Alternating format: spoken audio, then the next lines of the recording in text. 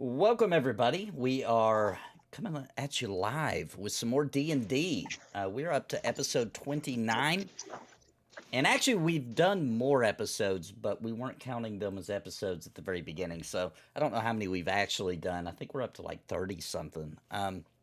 But we are going to be kicking it off tonight. And as our group is in a very interesting situation, and Bander's going to do the recap of where we're at in the story so far. All right, I sure will. After the mighty, can you hear me? Good? Yep. All right. After the mighty defeat of Tiamat, pushing her back into the confines of Avernus, a plane in the Nine Hells, the adventurers have awoken the ambitions of the giant clans. A demigod titan named Roskar has united the giant clans in a bid to secure what they believe is rightfully theirs, the Sword Coast. They're trying to find their all-father, aren't we all? The god of creation, Anna, and the threat of a spell plague to render all of the small folk useless under the might of the united giants. However, with the help of the metallic dragons, Roenick, Crabbick, Lenora, Fyfe, and Balasar, don't like the order there, we're able to find the source of the spell plague spell, a rotting head of an ancient goddess, and destroy it. They faced off against the demigod titan Roskar. By using blood magic, he trapped them in another plane of existence and explained how the lands truly belong to the giants. The mighty slayers of Tiamat were able to work out a deal, giving the giants half of the Sword Coast and to defeat the mighty Tiamat in her true form in Avernus in exchange that the giants would leave the west side of the Sword Coast to the small folk. Roskar, knowing that the vengeful return of Tiamat is inevitable, wants her defeated once and for all. They have now traveled back to Waterdeep, where Balasar spoke with his god Torm, love it, and felt a great power bestowed upon him. But he does not know what it is or what power he was given. They are awaiting a meeting where they will discuss the deal with the Titan Roskar, their intentions to travel to Avernus. But how will they get there, and what deals and concessions must be made to have all of this play out? And can they actually defeat the god of dragons, the queen of evil, Tiamat, in her full, true, terrifying form? And what dark evils awaits them in Avernus, deep down in the pits of the Nine Hells? Tonight, the group must decide what to do next. What will happen? What will the adventurers do? All right, since we had a couple of weeks there, we weren't playing. Does everybody pretty much remember what was going on? Anybody have any questions or anything before we get started? I got a random question. Do we ever give the hag her fingers? No, you haven't given the fingers. You do have them. I don't think that's a top priority, even though I'm sure she would really want them. Yeah, well, I do have... She can definitely reach out. She has her ways of getting what she wants when she wants it. So she'll call. I do have a question though. So we confirmed that there's no way for us to get out of that other plane because they have our blood. What was the thing that they had that kept us? It was a blood magic, some kind of blood magic spell, ancient. You weren't able to find enough information about it besides that. Without changing your actual blood itself, that he can basically lock you down with that giant magic based on your blood. Now, if I remember correctly, I was still at the library, so I was still searching for a solution. You were. And Balasar had went to the Temple of Torm, where he felt this power inside of him, but he did return to you guys. He's with you guys at Waterdeep now because he came and he ate. If you guys remember that, there's a little paprika on the chicken, if that helps ring a bell. And so everybody but Crabbick are together awaiting. The next morning they're gonna gather up some members from the council and talk to you guys about your plan or what you want to do, and also about splitting the Sword Coast in half with the giants. Good boy. Okay.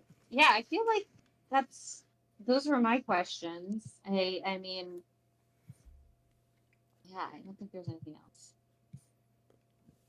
All right. And Crabbick, at the library there in Waterdeep, you were correct me if I'm wrong, that's what you were looking for, more information about blood magic, correct? Yeah, because when we kind of did my check-in, you were like, the only way to get out of this is to like become undead. And I was like, well, I'm gonna keep on researching and see if that there's would another work way. too. Yeah, if you were undead, obviously you wouldn't Mhm. have blood, therefore it wouldn't affect you. You wouldn't be pumping blood. So I tell you what, Crabbick, roll me a investigation real quick. Let's see. I'll see if you found anything else. All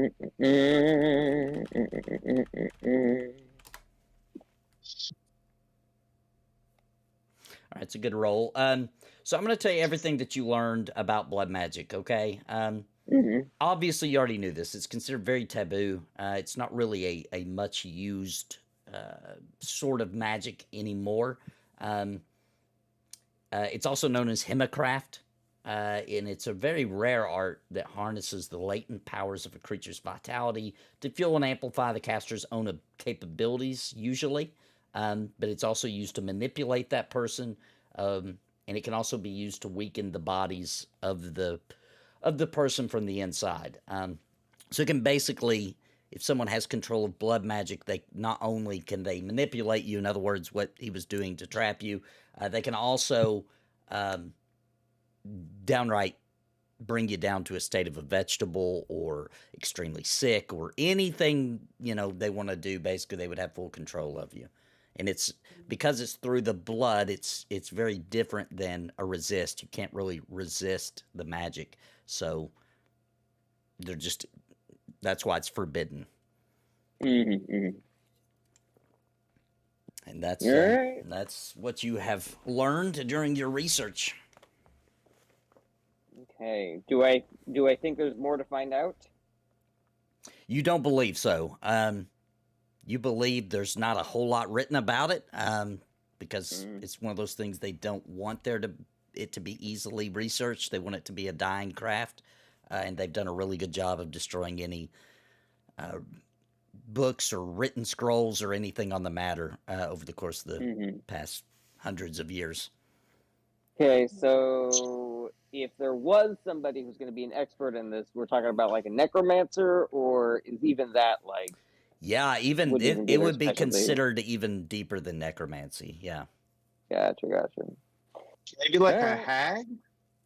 Would a hag? I mean, honestly, this. I mean, I don't know. I mean, if she's like a warlock patron or whatever she is, she seems like she knows something. Might know something about blood magic. Yeah, I mean, I think. Well, are we all together? No, not yet. Everybody but Crabbick. Continue going, but that's a good thought. All right, in that case, I will rejoin my friends.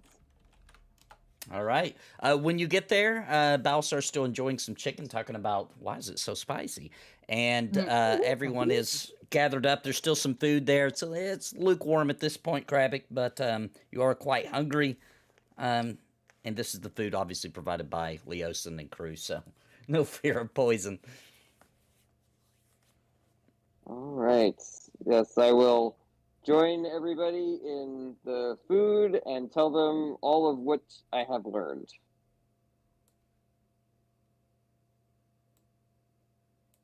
All right. During the conversation, Leosin comes in to check on you all. He lets you know that he has arranged for what he could pull together from what's left of the splintered group of the group that you guys have pulled together during the fight with Tiamat. He did say that the Dagult Neverember, the Open Lord of Waterdeep, will be there. Marshal Older Ravengard, who is the leader of the Flaming Fist, which the Flaming Fist is the military might of Baldur's Gate. You guys did actually meet him once before, but it's been a long time ago when you guys were first counseling about the threat of Tiamat. And he says there will be a visitor from the Red Wizards of Thay as well, who were invited because of their knowledge and possibilities of striking a deal with them in order to open a portal to Avernus. The enemy of my friend sort of situation? Yes. the enemy of thy enemy, whatever. I will be honest. I think ultimately I don't necessarily love the idea of these giants. I'm not upset about the idea of the giants having land. I think that's somewhat fair. I am upset about the idea of the giants having such power and control over us. And I think ultimately, even if we do go to Avernus and kill Tiamat, then it's a little bit like we can't kill like that's like the natural enemy of their highest god. And so I worry that they would continue to have a kind of power over us that is unacceptable. So ultimately, I think we should try to figure out how to get rid of this blood curse. Period. I'm willing to go to Avernus and kill Tiamat still. I quite agree. What do you guys think? Yeah, definitely. I think one problem at a time. Balasar, I think, would, believes in the virtue of killing Tiamat and probably can't think far enough ahead to what if they just, what if we come back victorious and then they just blood magic us and kill us right at the end. I mean, the only other thing we can do that I was thinking was, we could be martyrs and sacrifice ourselves and somehow, we'd be undead forever, but still continue the mission. Being undead. What's just that? broadly speaking. I'm down to be undead, just broadly speaking. That doesn't bother me. I'm not really looking to be undead, to be honest with you. Be a pretty big game changer, I think, for our lives and general outlook. I have an Emza waiting for me. You know what I'm? It would also greatly affect Lenora and Balasar's abilities if they were undead. Yes. Oh yeah, I would never do it. I absolutely 100% wouldn't do it. But I'm happy to allow everyone to talk about it and want to do it. I won't do it. You'd rather be dead. You'd rather be dead. Exactly. Okay. Well, if it comes down to it, I'm down to stay undead. Maybe I'll just do that on my own, regardless, just to be safe. But I do think we should ask our compatriots and our allies who have a better understanding of this type of magic to do the research for us while we're gone, so that when we come back, if there is a way to stop it or a way to make this not be, then they have that ready. They have that in their back pocket to change. Well, Leosin does open the large doors of this banquet hall area. He shows you guys that you do have rooms right across the hallway prepared for you, that the members of the council will be there in the morning, and when you guys are ready for sleep, he will awaken you in the morning and for the meeting. Leosin knows what's up. Leosin, do you have an opinion on giving up? What do you think the council will say when we tell them the offer that the giants are making? Well, I think there'll be great resistance at giving half the land to the giants, but perhaps when they see what's at risk and what power they have, surely they'll understand that this is the best course of action for now. I do believe they'll want to reconsider this offer after if you were to go to Avernus and you were to defeat Tiamat, then I think at that point it would probably bolster their confidence. I could certainly see Marshal Older Ravengard wanting to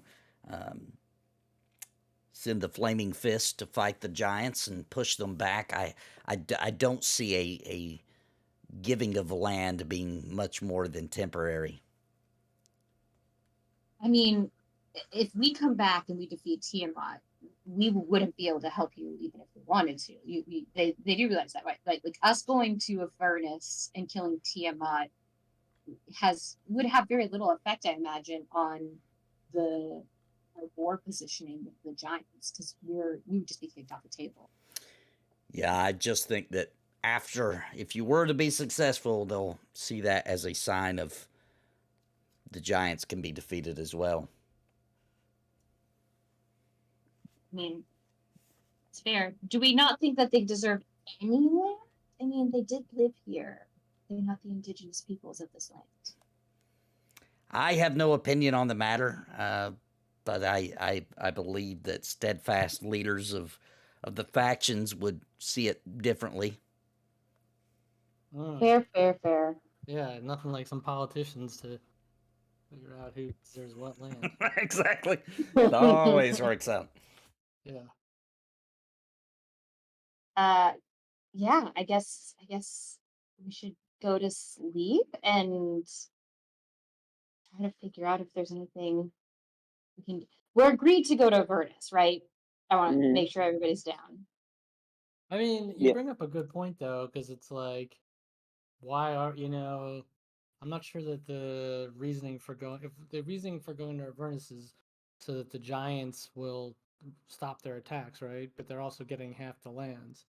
And Mhm. if the whole thing is we're coming back and they're still gonna think that they can take the giants anyway, like, I feel like a pawn, to be honest with you, in the grand scheme of things here. Like, I mean, I guess we've exhausted all of our other possibilities, though, have we not? Like, I feel like it's inevitable for us to go, but I mean, I wish there was another way. My thought is that going to Avernus at the very, very least buys us time. And if in the interim we can find out a way where we can fight back, us as a group fight back against the giants, or even us as let's be real, we walked into that giant fight, none of our allies except for the dragons. Like we went into the Well of Dragons with like an army and allies, and we did not have the same level of resources going into that last giant fight. My Okay. thought is if we go to Avernus, then we'll have the time for our allies to research into ways in which we can break this blood curse. And what if we just change it? What if we change? They didn't know our names. It was the blood. They didn't know our blood. There was a name thing No, it too. was the blood. But wait, Okay. I have a thought, and I don't know if this is something that's actually achievable or not. But what if we defeat Tiamat, right? We Mhm. go to Avernus, we defeat Tiamat, but we spare her life, right? And then we bring her back to defeat the giants, and yeah, and as our mercy, she has to go back to Avernus. But I don't only think is there negotiating with the world's most powerful evil creature? if she's about to die. Yeah, but I don't know. I mean, listen, I'm not the smartest one, or near anyone near close to the smartest one of this group. I'm just saying, if there's any sort of possibility of us using Tiamat as a weapon against the giants, that could be something to be considered as well. Sure. There are no bad ideas in a brainstorming session. All ideas are good ideas. I don't know if that one. It feels a little bit like paying, borrowing from Peter to pay Paul. You know, where I Yes. worry that we would be ultimately in a situation where we'd have to fight Tiamat, which would be pretty hard. Yeah, I mean, I to the guess point of being able to kill Tiamat, we should kill Tiamat. Like that would be my strong opinion. I think the thing is too is like ultimately. Sorry, Balasar, you go ahead. No, go ahead. That's fine. I was just ultimately, I do think that at the very least, the giants are willing to negotiate with us, where Tiamat was like less enthusiastic about negotiating. But we didn't ask. We didn't ask. To be fair, we didn't check in with her. There are these certificates. I mean, I understand the realities of trying to negotiate, as Lenora says, with the queen of, dragons is probably, slim to none. But if there's a way to use her as a weapon and then somehow banish her back, that could be an option as well. I don't know. I hear you on the giants, and it's probably our best bet, but giving up half the lands seems, I don't know, extreme. But I think no matter what, we're going to Inverness. We're going to Avernus, so we may as well get a good night's sleep. All right. Would everybody like to turn in? Sure. I'm gonna chat Oh, with go Fyfe ahead. and be like, do you think that the hag might have some information about how we can, get out of this pickle with the blood magic, and maybe if she can like send her a message and see if that could be a project that the hag does while we're gone. I mean, you're gonna have to give her more fingers or something, but we can always ask. I mean, we got a whole hand, so we got a whole ass gnome hand. Okay. Yeah. Don't tell her that. Just tell her we have the finger. I think she knows we have. Me a to ask Poseidon anything. I have the ability to ask a question before I go to bed. Is there a question about our future we can ask about? Do we Does want that have to be ask? about our future specifically? It's about what is it about an upcoming event? I can ask kind of any question, anything on our mind that you think of. You, Why don't you, you already ask, asked about, you already asked about the blood magic, right? I think so. Yeah. Do you want to ask, like, do we find a way to escape the giant's blood magic? I Does think- that question work? Like, do we? Didn't you already ask that? I thought. I think Before- we asked about blood magic in general. I think we Okay. asked like, oh, will that work if we do that? Something tells me we're gonna get the same answer now. It's just given, so maybe. All right, well, let's turn in then. Yeah, Alright. Balasar goes to sleep, resolute in the knowledge that Torm will be there for him, and in the good of killing Tiamat for the good of the realm. Before we go to bed, I ask Crabbick to send a message to Emza to check to see if she's okay. All right, I will use my sending spell to check in on on regular Emza. She is doing fine. She is actually en route up to Waterdeep. There's been a lot of giant scoutings to the south. She is currently, they are resting in Dragonspear, and they plan on making it to Daggerford in the morning. And then the next day reach Waterdeep. Is that a surprise? Like, I'm gonna keep that as a surprise. That can be like a cute, fun thing. If you want to. Well, she won't be there for a few days, though. It'll take, 1-2 days to get there. Gotcha. All right, yeah, I let him know. She's good. Thank you. All right, so you guys sleep through the night. You each have your own separate chamber. Sleep well, and just in case, I don't remember if we had any fighting. I don't think we did, but just in case, I'm going to do a long rest on everybody. Yeah, you.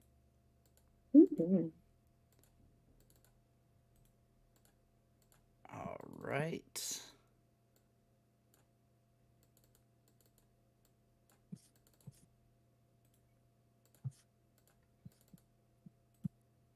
All right, everybody's got their long rest, and the next morning there are you hear raps at the door, knocking one by one, going across to each door. It's Leosin, and he is letting you know that they have gathered, and he was going to lead you to the council room. Let's go. Wait, is there anything we Alright. can do? You I'm guys, gonna give everybody a bardic in case we have to do some like checks. So everybody gets a bardic inspiration. okay? Boom, boom, boom, boom, boom, boom. So everybody gets an extra D12 if you make a roll. All right. Any roll? Yeah, that's all I got. Just a D12. Okay. Is it to any roll? Any check, So say right? again. I said, is it to any roll? Literally any roll except for like I think an attack. No, Like you can damage. attack. Damage, yeah, except for damage. Got it. All right, so you guys make your way. It's a familiar path. You've been in this room many times before at the long table. Inside the room, there are four. Leosin goes in and takes a seat as well. DeGolt Neverember at the far end of the table. And Marshal Older Ravengard is to his left, and to his right, you recognize a familiar face dressed in the Red Wizard of Thay attire. It is Nee Ilmic, which you may remember as the wizard who took you to the Red Wizards of Thay realm, where he kind of guided you, and they tried to talk you into giving them any information you could find on Tiamat, etc., which you guys refused to give up anything. He was looking for relics, etc., for the Wizards of Thay. Anything that would help summon Tiamat. He is the representative, it appears, for the Red Wizards of Thay. Nathan, can I just also add that before we went in, and so nobody saw me do it, I want to cast my level 8 spell on myself, Glibness. For what? Glibness. I want to cast Glibness on myself, which lasts for an hour. But I want to do it before anybody sees me do it, like before we're in front of all these people. Okay. What does that do? What does that do? I'm looking for it. It is a spell that when you make a charisma check, you can replace the number you roll with an 18. Oh, nice. Or with a 15. 15, Sorry, yeah. 15.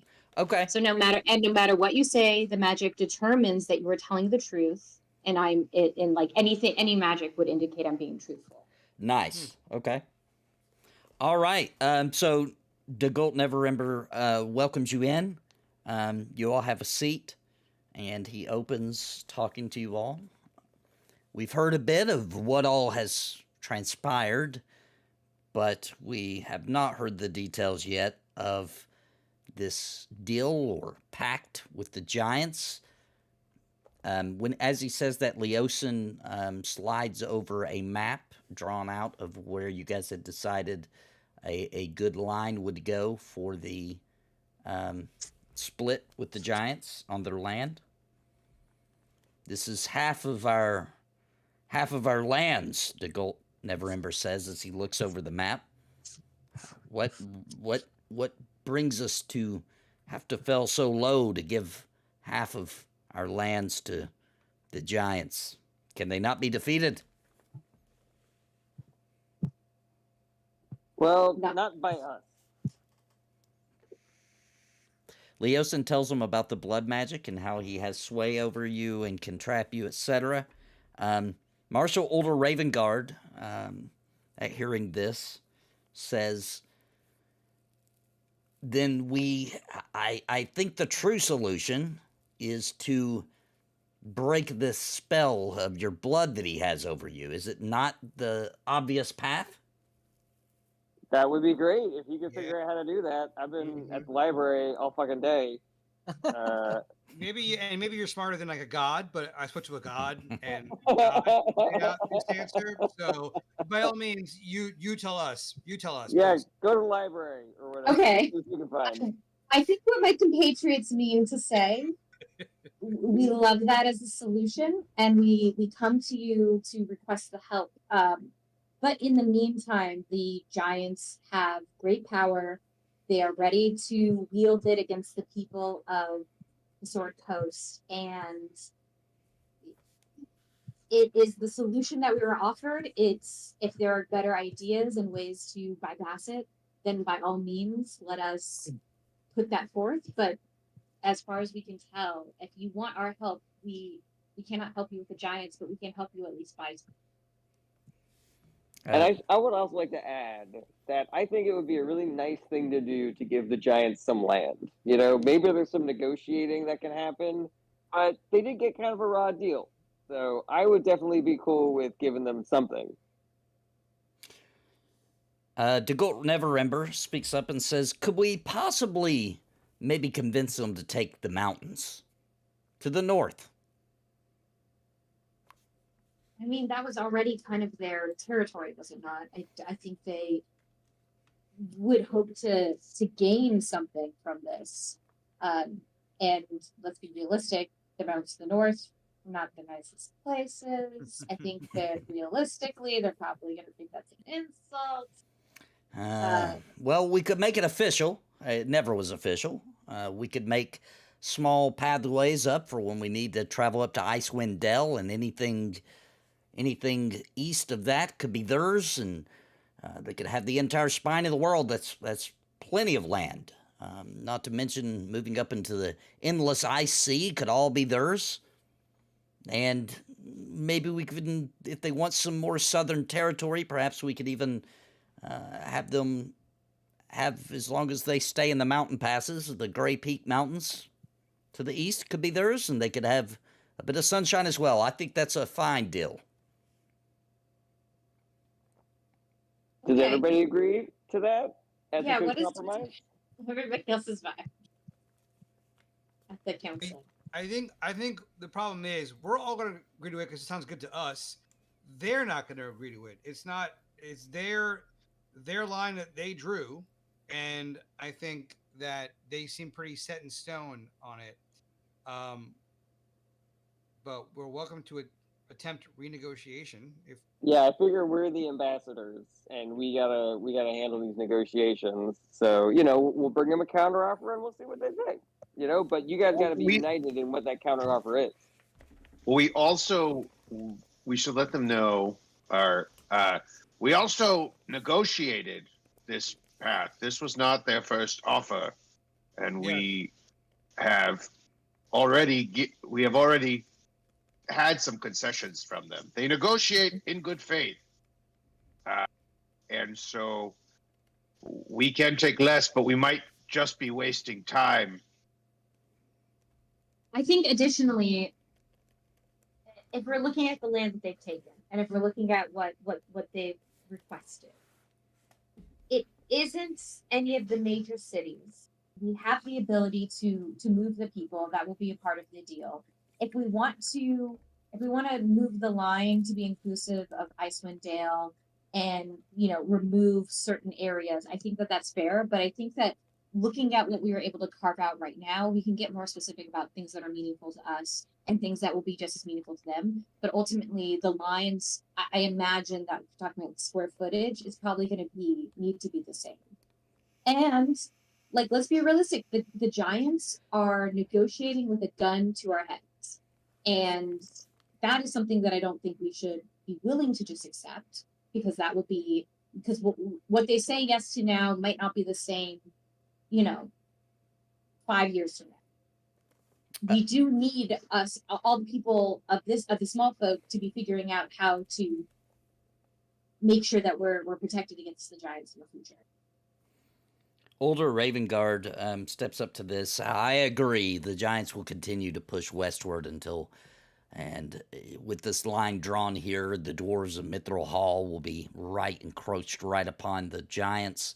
They're not going to take that very well. And they'll be very close to very important key areas such as Scornable, and not to mention the Well of Dragons. And I believe, if I'm not mistaken, that the Metallic Dragon's land would be taken. There is no way that would be a war started on that alone. So there will have to be some concessions made. But Leosin had told us of your need, which is why we have invited Ilmic here to go to Avernus, and this is blurry. Why? What business do you have in Avernus? The business of killing Tiamat.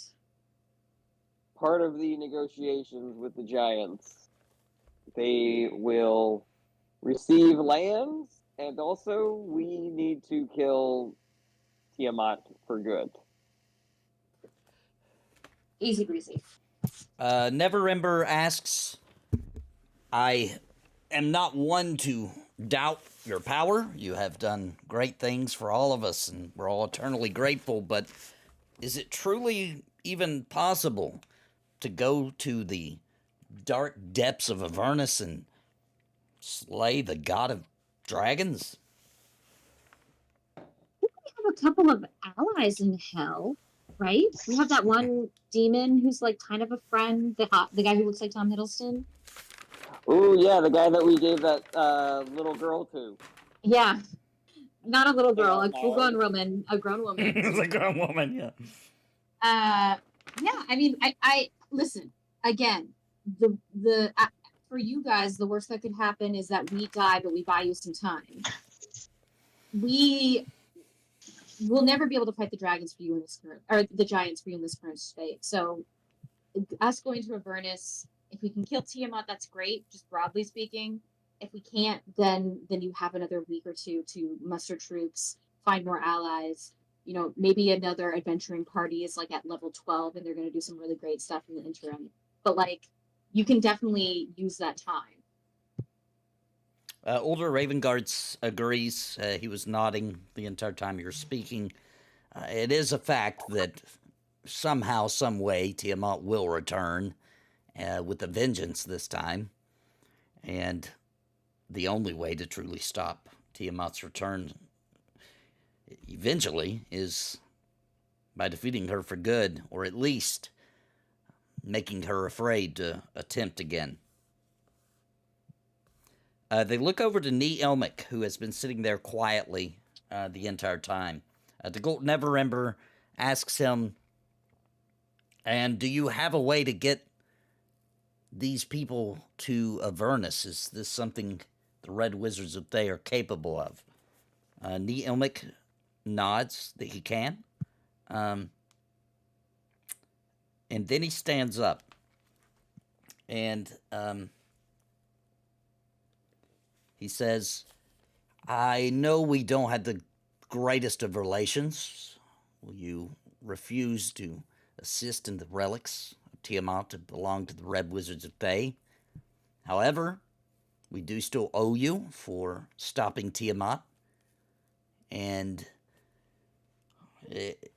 we do actually believe we have found a link between one of you and a, shall I say, creature in Avernus. And we could offer a teleportation close by so you could find this abhorrent creature. And I believe there's some sort of magic between one of you and this creature. Perhaps that would be the link you need. Of course, no one can truly map out Avernus. It's shifting and changing all of the time, but we believe we could open a portal, at least in the general vicinity of where would be a good place to start. You won't just be able to go in and find Tiamat. Avernus is huge, much larger landmass than the Sword Coast. It would be more akin to finding a specific cave in all of Faerun. It won't be easy. Now, Who's you said this that there's creature? yeah. Do you know, or are you being vague on purpose, or do you guys not know? You just know that it's one of us. No, I know, but I have my Will you reasons tell us? for not saying. I think it'll be made apparent when you I'm get guessing there. I guess he's talking about the hag, right? Like, The hag lives I on don't- Earth, or this plane. I'm pretty sure. I don't know. I still think it's hot Tom Hiddleston. I hope it's hot Tom Could be. Hiddleston. Could Is be. he? Wait, I'm gonna look at him. Is he hot? Who? The connection, the person. You don't have to tell us who it is, but is it someone who's attractive? It's a disgusting creature. He's hot. He's hot. Okay, I think it's the demon. Or it could be that Ifriti that we didn't let go, or whatever, or that we let go from that tower. Oh yeah, that guy. The one who kept on trying to kill us and lying to us. Deep cut. Deep cut. Mm-hmm. Yeah, who knows our adventure the best? I want to look to the council and ask them, in their estimation, we're gonna go to Avernus. Period. It'll buy us time. It'll give you guys the opportunity to figure out next steps, and it might potentially avert the war.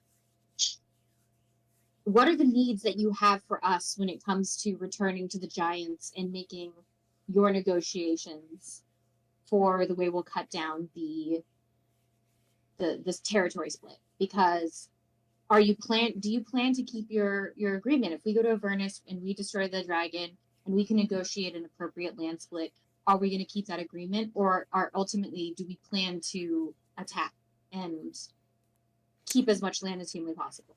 DeGault Neverember says, I believe we should prepare for both. We should bolster our armies in preparation for war, and at the same time we can send delegates to Neverwinter, to Baldur's Gate, even some to all the small villages, Daggerford, Dragonspear, Scornable, and prepare them all for the possibility of the giants grabbing up the east side of the Sword Coast.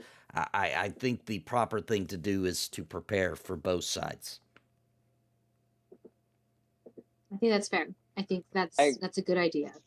I agree. Do we want to confirm this with the Giants before we leave, guys? Because I'd love to have an agreement on exactly what the split is going to be. We're going to go to Avernus and kill Tiamat, and then come back, and they're going to be like, "Well, we don't like this, so we're going to war with you guys anyways." You know? Yeah, they're going to charge us for the extended warranty. Or whatever. Yeah. I mean, I guess I feel like we could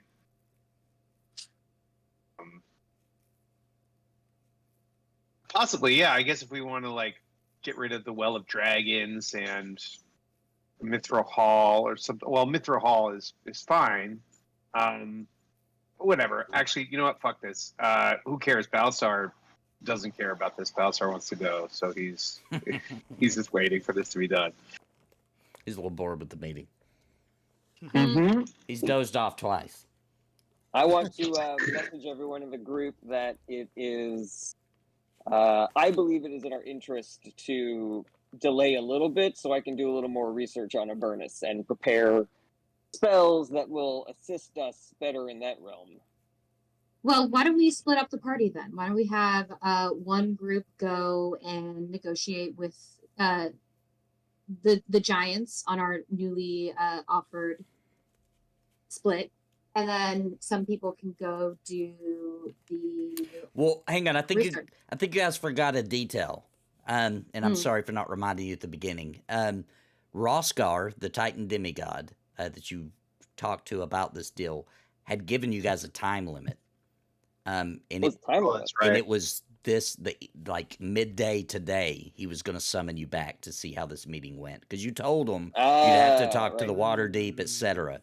So you already had that arranged. He was going to summon you back to whatever realm he was bringing you guys to see. We should have negotiated for him to port one of these diplomats so we wouldn't have this back and forth. Like, we're not in any position to negotiate, really. So I don't know. Maybe we can have somebody standing by, ready to. Well, we are, I guess. I mean, what we really need from these people is to say, like, if we do this, we go to hell and kill the god of dragons, that you just keep your fucking word. So we can just try and impress that upon them, and then also hear what this Red Wizard has to say. Okay, that's what you guys want to ask him? That happened, or? Wait, say it again? Did you guys ask them if they're going to keep their word? Yes, we want to ask them if they will keep their word. Neverember puts his hand across his chest. If it keeps peace and they do not attack the small folk, you have my word. Of course, Neverwinter, Baldur's Gate, each individual city would have to self-govern themselves.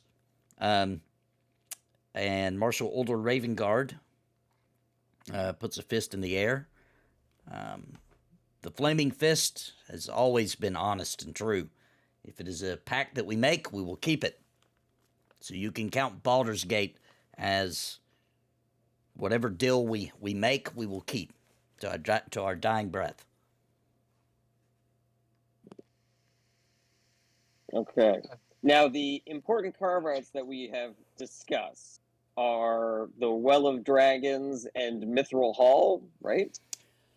So DeGolt Neverember steps up and he starts circling parts on the map, which I've shared. I don't know if you guys should be able to see it. He circles the cities, basically. Silvermoon, Everlund, Citadel Felbar, Citadel Abdar, Lork, Parnast, the Well of Dragons, just because they're afraid that the Giants will have some kind of control of Avernus or Tiamat in the case that you don't defeat her. And then he says, these are the areas I'm concerned with. If these are befallen dragon lands, we would likely have to move everyone from those cities and relocate them. If we could even make a deal, and he draws a new line, where we give them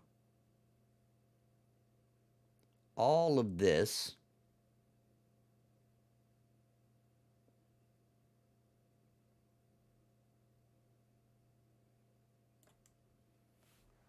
surely that's enough land for the Giants. And we could not have to relocate our people. Everyone would be out of harm's way. We'd still have plenty of room for expansion across the High Moor, the Evermore, and to the south. I think this is a nice counteroffer.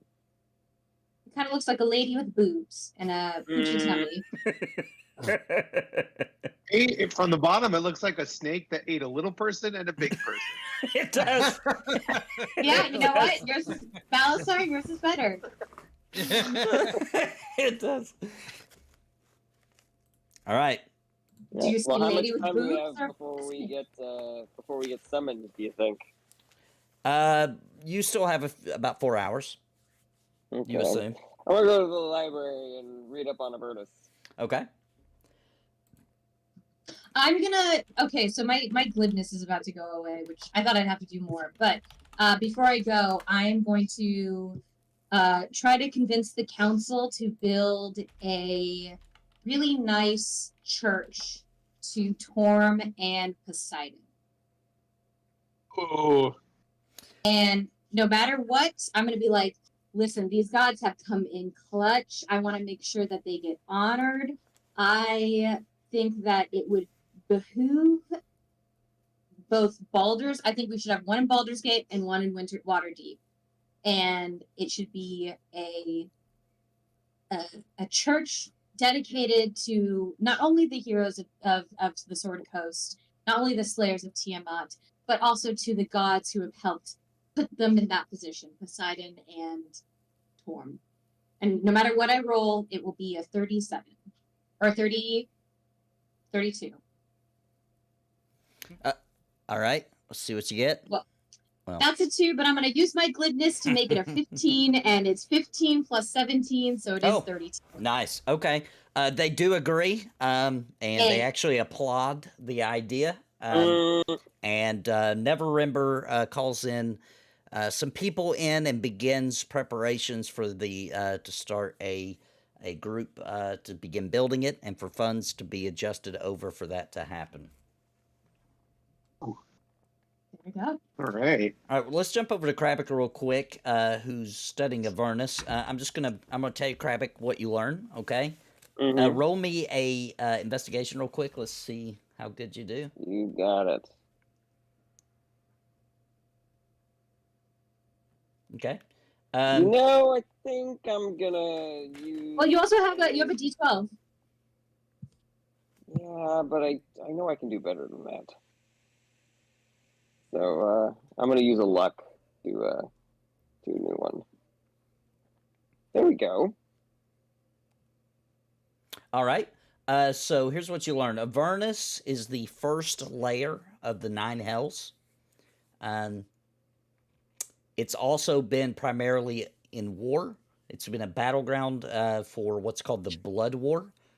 Basically, legions of devils have marched across the plains and are fighting hordes of demons. So the demons and devils have been locked in a war for a long time.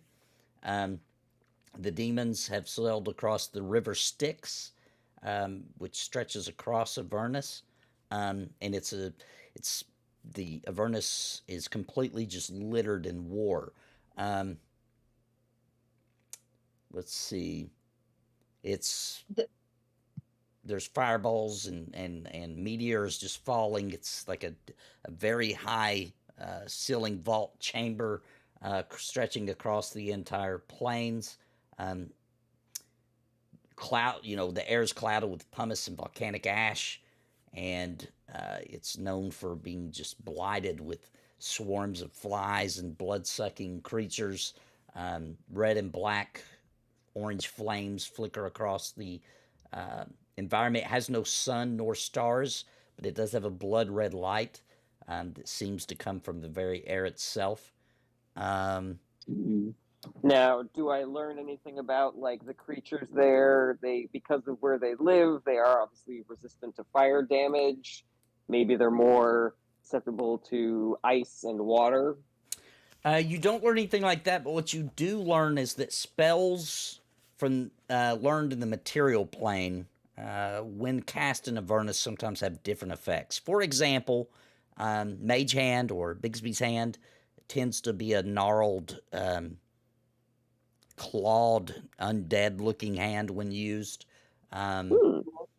Various different effects on magic while you're in Avernus. It's not that they don't work, it's just that they have different effects. They're twisted, darker versions of themselves.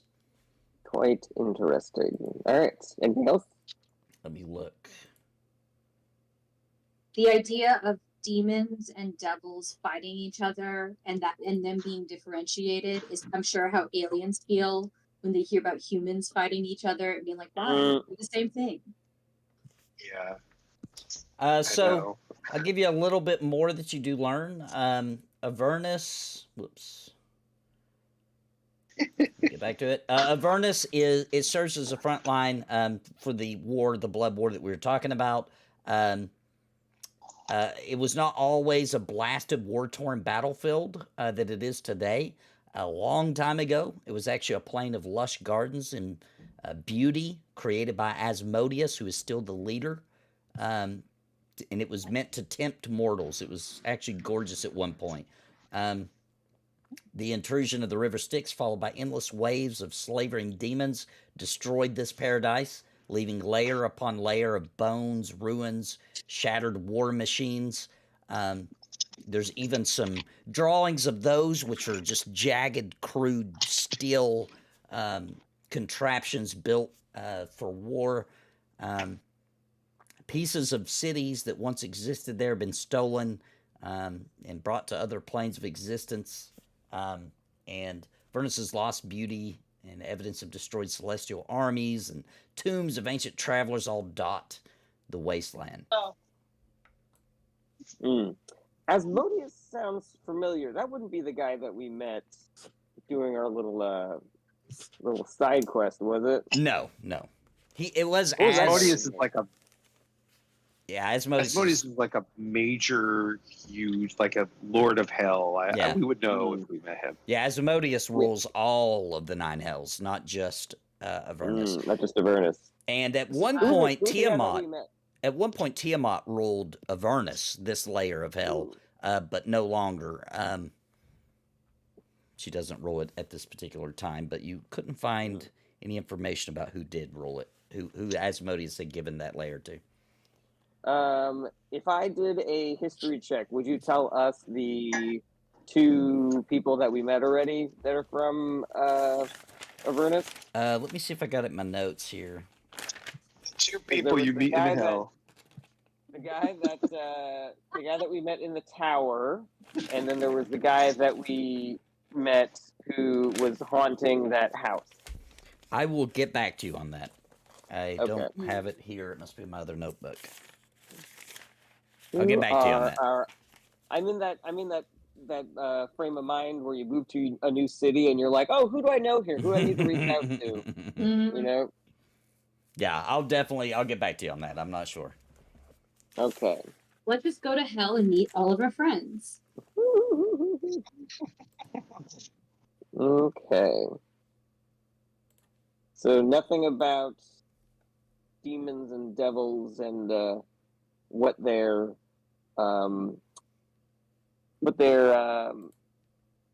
vulnerabilities are.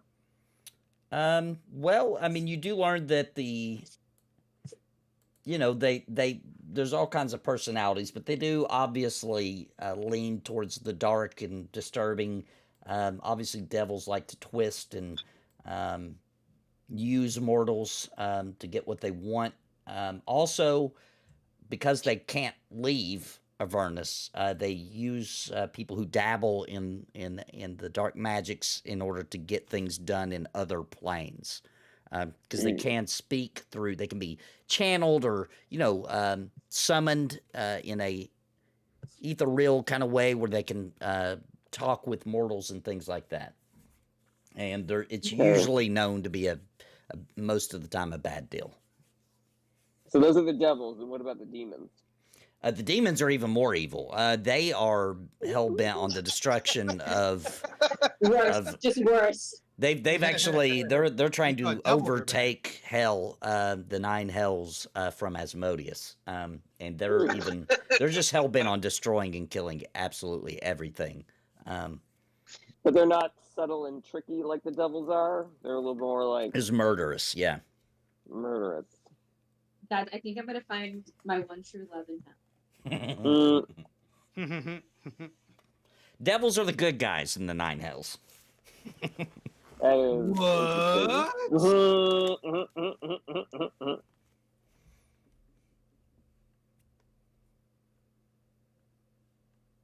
All right. All right. Unless there's anything else, I think that'll do me. So just wait at the library to get summoned by this fucking asshole. All right. If anybody else wanted to do anything during those hours, let me know. Before we get, are we gonna have a chance to go shopping before we go to hell? It's possible. What are you looking for? Anything that would help me in hell. Let me check my inventory because I know I lost some things. Can I buy just a shit ton of rope? Because that was kind of annoying last time. We could really use is some resist stuff. Oh yeah. Because Tiamat has Oh, yeah, fair enough. 5 heads of You've got all the elemental- dragon heads. Yeah. Yeah. Can I go with And Roenick and help him negotiate for good prices on potions and stuff? Sure. Okay. I'll come along as well just to see what we need. Now, Fyfe, for the rope, obviously that's something in plenty of, you can find that pretty easily. The largest I see comes in 60 feet. Rope of climbing, I'm assuming, is what you're looking for. Climbing rope, right? Yeah. Non-magical basic rope. I would also be down if anybody had a movable rod or something a little bit cooler, but definitely am willing to spend money on just so I don't get caught with my pants down. Okay. I'm gonna move that over. It is 50 gold. God damn, the rope prices are out of control. Yeah. Forget these giants. Inflation is the real enemy. Yeah, inflation is the enemy. Thanks, Biden. Oh man, Thanks, I think Obama. we're already in hell. All right. And what else were you guys? What were you looking for, Roenick? Let me think. I have cold resist, and I have fire resist. So anything that would help me resist lightning and or poison. What's the other elemental I'm missing? Acid. Lightning, poison, cold, acid, fire.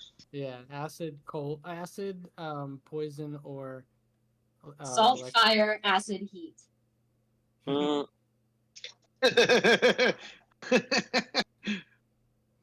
you, Bander. Let's see. I didn't get it. Sure. There's a cookbook called Salt, Fat, Acid, Heat. It was very good. Went over my head. I bet you your wife watched the show. I feel like your wife would have seen it. There is a potion. You do find a potion of poison resist. They're 100 gold each. Except I they have smash it. 6 of them. I smash it and say, useless, all of this. Mm, What? There's Are a- you even with us? I didn't even know you were coming. I thought we all went shopping. Oh, sorry. No, you didn't say you were. You didn't say you went All shopping. right. As far I- as I know, Lenora just shows up. She secretly followed us. I show up. I walk in. I smash the first potion I see, which is that. why would you do that? It was a joke. It was because it's a useless. Who cares about a poison resist at this stage of the game? That's my point. I That was- mean, listen, if I'm getting hit with something like, and I can half the number, especially when we're talking about from Tiamat, I care. okay. All right, so you want one? Yeah, I want one, and I'll take one. Is Balasar? Are you with me? I'm here. I'm immune to poison, I think. Oh, la di da. There he is. All right, No. Do you have- Oh, am I? Yeah, I am. I dropped Do it you in your have any- inventory. Do Thank you have you. any potions of deduct like the 100. flying? Let's see. Potions of flying. We also probably Okay. could use some like greater healing potions. Yeah, they do have potions of superior healing. Okay. Let's see what Yeah, that is. Yeah, I'll I'll take a take- couple of those. or Yeah. I'll look for those. They're a if little that's- pricey, but they do 8d4 plus 8 hit points. So They're 500 gold apiece. I will take one. Okay. Wait. Can I try to? Can I? Who's selling it to us? You're at a potion shop. So there's a young gentleman there who looks like he's too young to be bald, but he is quite bald on the top. Oh, okay. I am going to shamelessly flirt and see if we can get the price knocked down a little bit. All right, give me a performance check. What do you prefer? Never mind. 30. All right. Let's see how much he knocks off. I'll times whatever this rolls. Well, actually, I can't roll that high. Hang on. Whatever it is, we'll do the percentage with Fair the zero at the end. So 30% off. Nice. Not very good at math. What's 30% of 500? Oh, that's LCB? 100. That's 150 off, so it's 350. All right, 350, Tronic. Let me drop it in your inventory. Thank you. I'll take one. I'll take one too for that price. If you'll take just- the 350 out, Tronic. Me? I'll do it. Oh no, I gotta do math. All right, I'll drop the potion in your inventory. And you want to do one too, Balasar? Yeah. All right, 350 for you as well, because he is Great. quite 84 plus excited 8, about the yeah. attention of Fyfe. You're very handsome. I didn't know that such strong, strapping young man could work in such establishments. Oh man, I don't know what I just did. I'm just gonna do this. My Please friend's don't, please don't tell my viciously wife. doing math. Oh, you're married? Oh gosh. The best ones always are. What? We should go to that store that I got the helmet from. Helmet from. Where they had the relics. Yeah, that one, the relic store. Okay. As you enter, there is someone else there from when you guys were here previously. He looks a little snooty. His nose is turned up in the air. He doesn't recognize who you are, obviously, because he looks as though he has sniffed in your direction and doesn't like the smell of you. He doesn't recognize us. We're only the heroes of fucking whatever. Okay. You may have to. I'm gonna whisper to Tronek and I'll be like, if you act like you should be recognized, then it's an immediately like you have to pretend like this is nothing to you. Like nothing this man could say to you could bother you. Because his job is to bother you. He's Gen Z. He just is standing on the shoulders of everyone that's come before him. He doesn't care. He doesn't care. He's standing on the shoulders of Tiamat. He doesn't care. Is that Gen Z or is that millennials? I don't know. Whatever. I mean, millennials are 40 now and have kids. So So the best item you see here, Tronic, that looks the most rare, etc. You do find a breastplate armor of fire resistance. I don't need that. Do you, Balasar? I have my helmet, which gives me fire resistance. no, I'm fire resistant.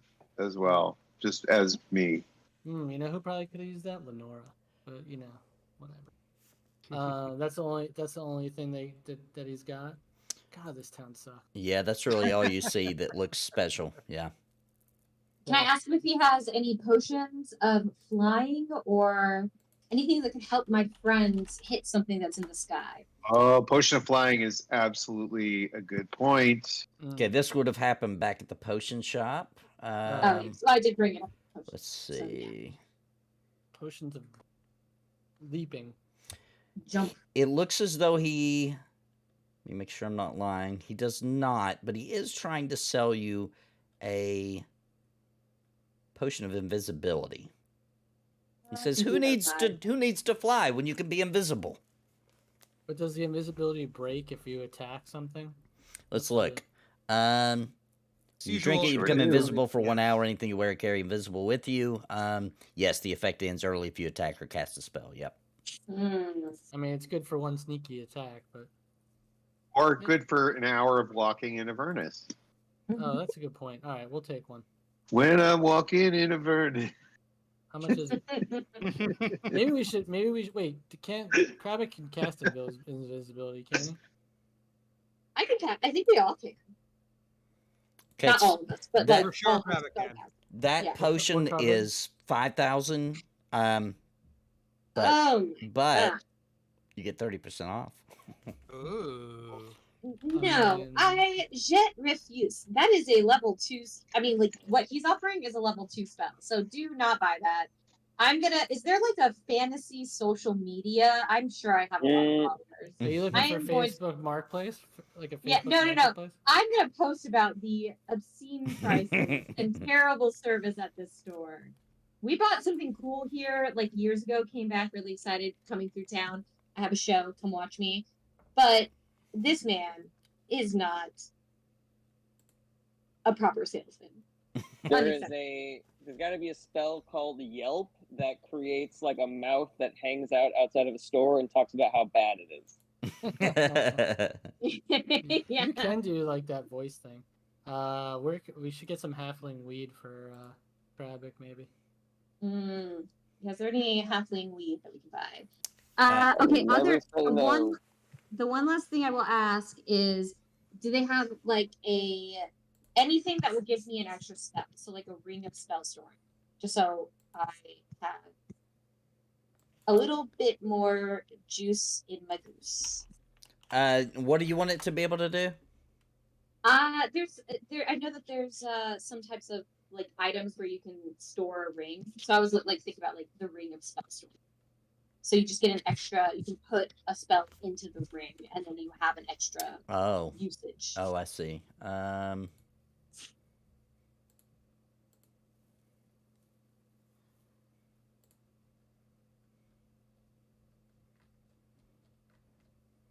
No, I don't see anything like that. Fair enough. C'est la vie, c'est la vie. Yeah, everything I see looks like it's really just decoration for rings. Okay, cool. Oh, maybe we should get some friendship bracelets. Well, I bought you guys those pendants all those years ago. Oh yeah. Wait, was that this campaign? That was this campaign. Everybody should still have their pendants. Maybe we should wear it. I do. I don't know if I have mine. All right, is everybody shopping done? Yeah. Yes. Kind of a little bit of a bust, but whatever. Maybe Yeah, I don't assume anyone's going to sell me anything +3 for 250 gold. So Right. yeah. All right. So the time comes about midday.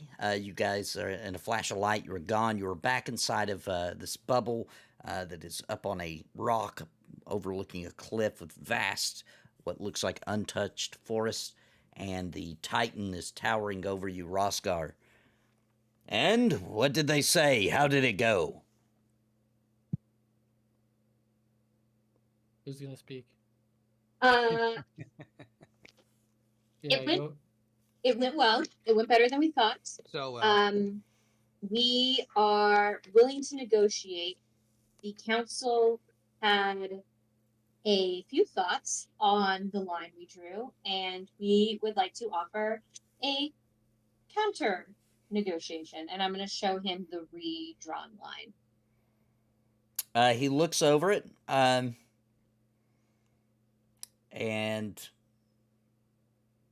he studies it for a minute, turns it to the side, runs his finger across the map. I see. Of course, they don't want any of their old cities to be giant territory. This is still a very expanded land. I will agree to these terms only if you bring me one of the heads of Tiamat, so that I know she is truly dead. So we're not negotiating. The same deal. No, he said Only now we gotta bring a head back. He'll agree. he's gonna agree Yeah. with what they Yeah. I thought that's pretty fair. I think. I thought if we killed Tiamat, they wouldn't demand any land. It was always No. land No. in Tiamat. No. Yeah, Yeah, Yeah. it was always it was either war, either certain war, Yeah. or this land, this peace deal, and we killed Tiamat. Got it. Yeah, Got he it. said that he would just keep you guys trapped here and do what he wanted. Otherwise, Right. Nathan, he used a head to nullify This is magic. my thought too. Can I use an Arcana check to see if he can use a Tiamat head for anything nefarious? well, the problem is you're inside of this bubble, so anything you try to cast will be trapped in the bubble. Well, this would be like an Arcana check. Oh, an right? Arcana Just check. that Yeah, I- go ahead, roll for that. Yeah. Yeah, sure.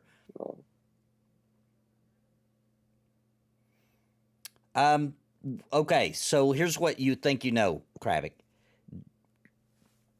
Tiamat has 5 heads. So you're going to have to be very selective about what head you bring back, because he will be able to likely use that head for whatever. So, for example, if it's let's say it's a one of her red head, right? He would be able to use that to cast very powerful fire magic, and etc. So you would just be wise to pick the best one that you think. Okay, now is this information that I have already? What would be the weakest head to choose, or is this something I'm going to have to do a little go back to the library for? Well, you do know that Tiamat, because you researched Tiamat prior and found this information out, that which of her 5 elements of heads she chooses to use are completely up to her. So it would end up being whatever they were when she died. Because they can change. She can Gotcha. use any element she chooses. So it's really like elements is the issue. Like one head's not necessarily more powerful than the next, but Right. it's like Whatever's more this head useful will for be that ice, situation. This head Yep. will be poison. This head will be this. Okay. Yep. Isn't like the red head like the main head, or am I making that up? Typically, she does, but not necessarily. In artwork, they tend to want to use that. Ah, okay. All right. Yeah, I feel like when the dungeon. Well- We will take this agreement to hell. We will go back and tell our people, and then we will away to Avernus to finalize our part of the agreement. In the meantime, we need your word that there will be no attacks on humans. I What's can that? promise there will never be an intentional attack. I, of course, can't promise that a stray, dim-witted ogre or two may accidentally eat a human who's wandered upon our lands or something of that nature. But what I can say is along the border, if you truly defeat Tiamat, we would even go so far as to protect cities such as Lorik or Parnas from any encroaching creatures or anything that may come from the east. That is fair. Then we have a deal. All right. Right? I agree. Bring me back one of Tiamat's heads so I know she is truly dead, and we will actually begin constructing the wall while you are gone. Oh, wait, one more thing before we have a deal. Yes? You can't blood curse us anymore. You have to take it off. That has to be a part of the deal. Mhm. Should we I would roll like to a message, persuasion check on this, Nate? I would like to Like, mention fair? Fyfe that was a dope thing to add. Yeah. I will promise to relinquish you of the curse if you keep your end of the bargain. If your people begin attacking the giants or encroaching on our land, I will use you as collateral. It doesn't Okay. feel. So what you're saying is you'll take off the curse as long as the humans keep their agreement. But should the humans break their agreement, you will put the curse back on. Yes, this is how I plan to uphold this agreement. I don't trust the small folk. I think given the short lifespan, new rulers arise and things change and the humans shift their attitudes quickly over hundreds of years. I will always have to have some sort of blood pact on those I deem are important enough to keep our land safe. I think we can appreciate that. I want to put a note into the agreement.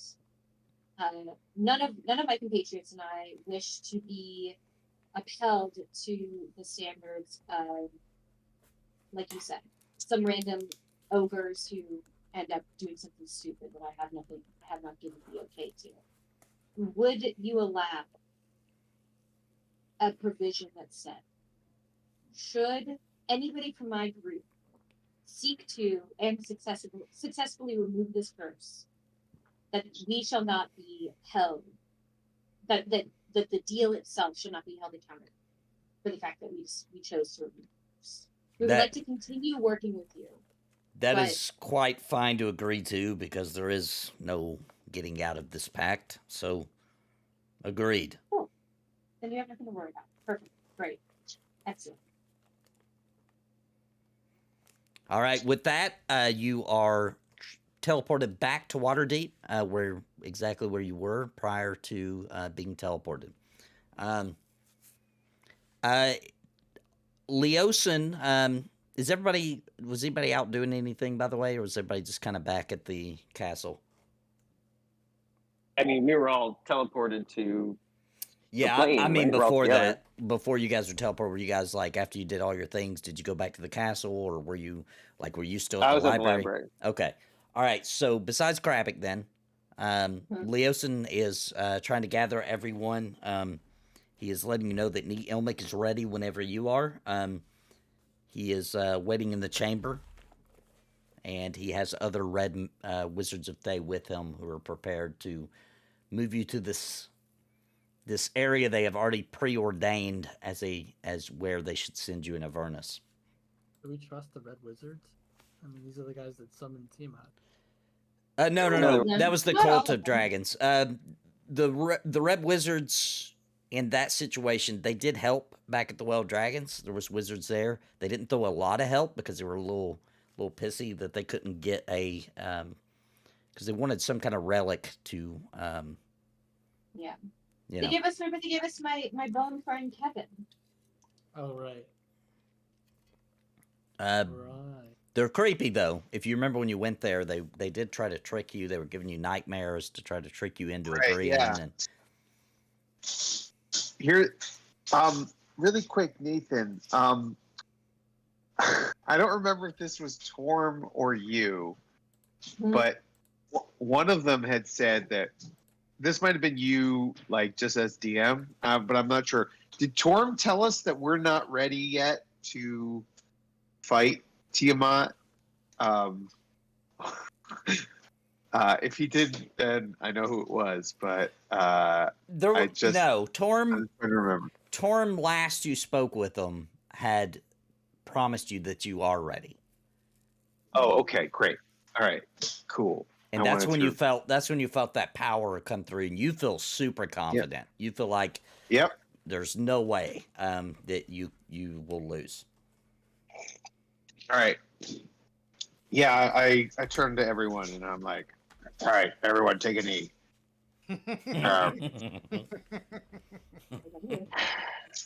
I know the odds are against us, but I believe in all of you. We were once strangers, and now we are compatriots, the legendary warriors who have defeated Tiamat once and will do so again.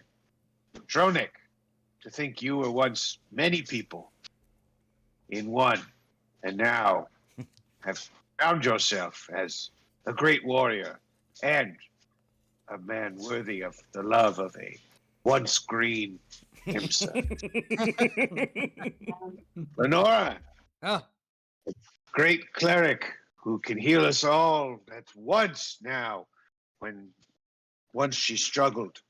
As I fell once, it was a struggle to even get me back up, and now you command the seas, summoning water elementals to just watch us fight someone else. What a I wondrous, do that.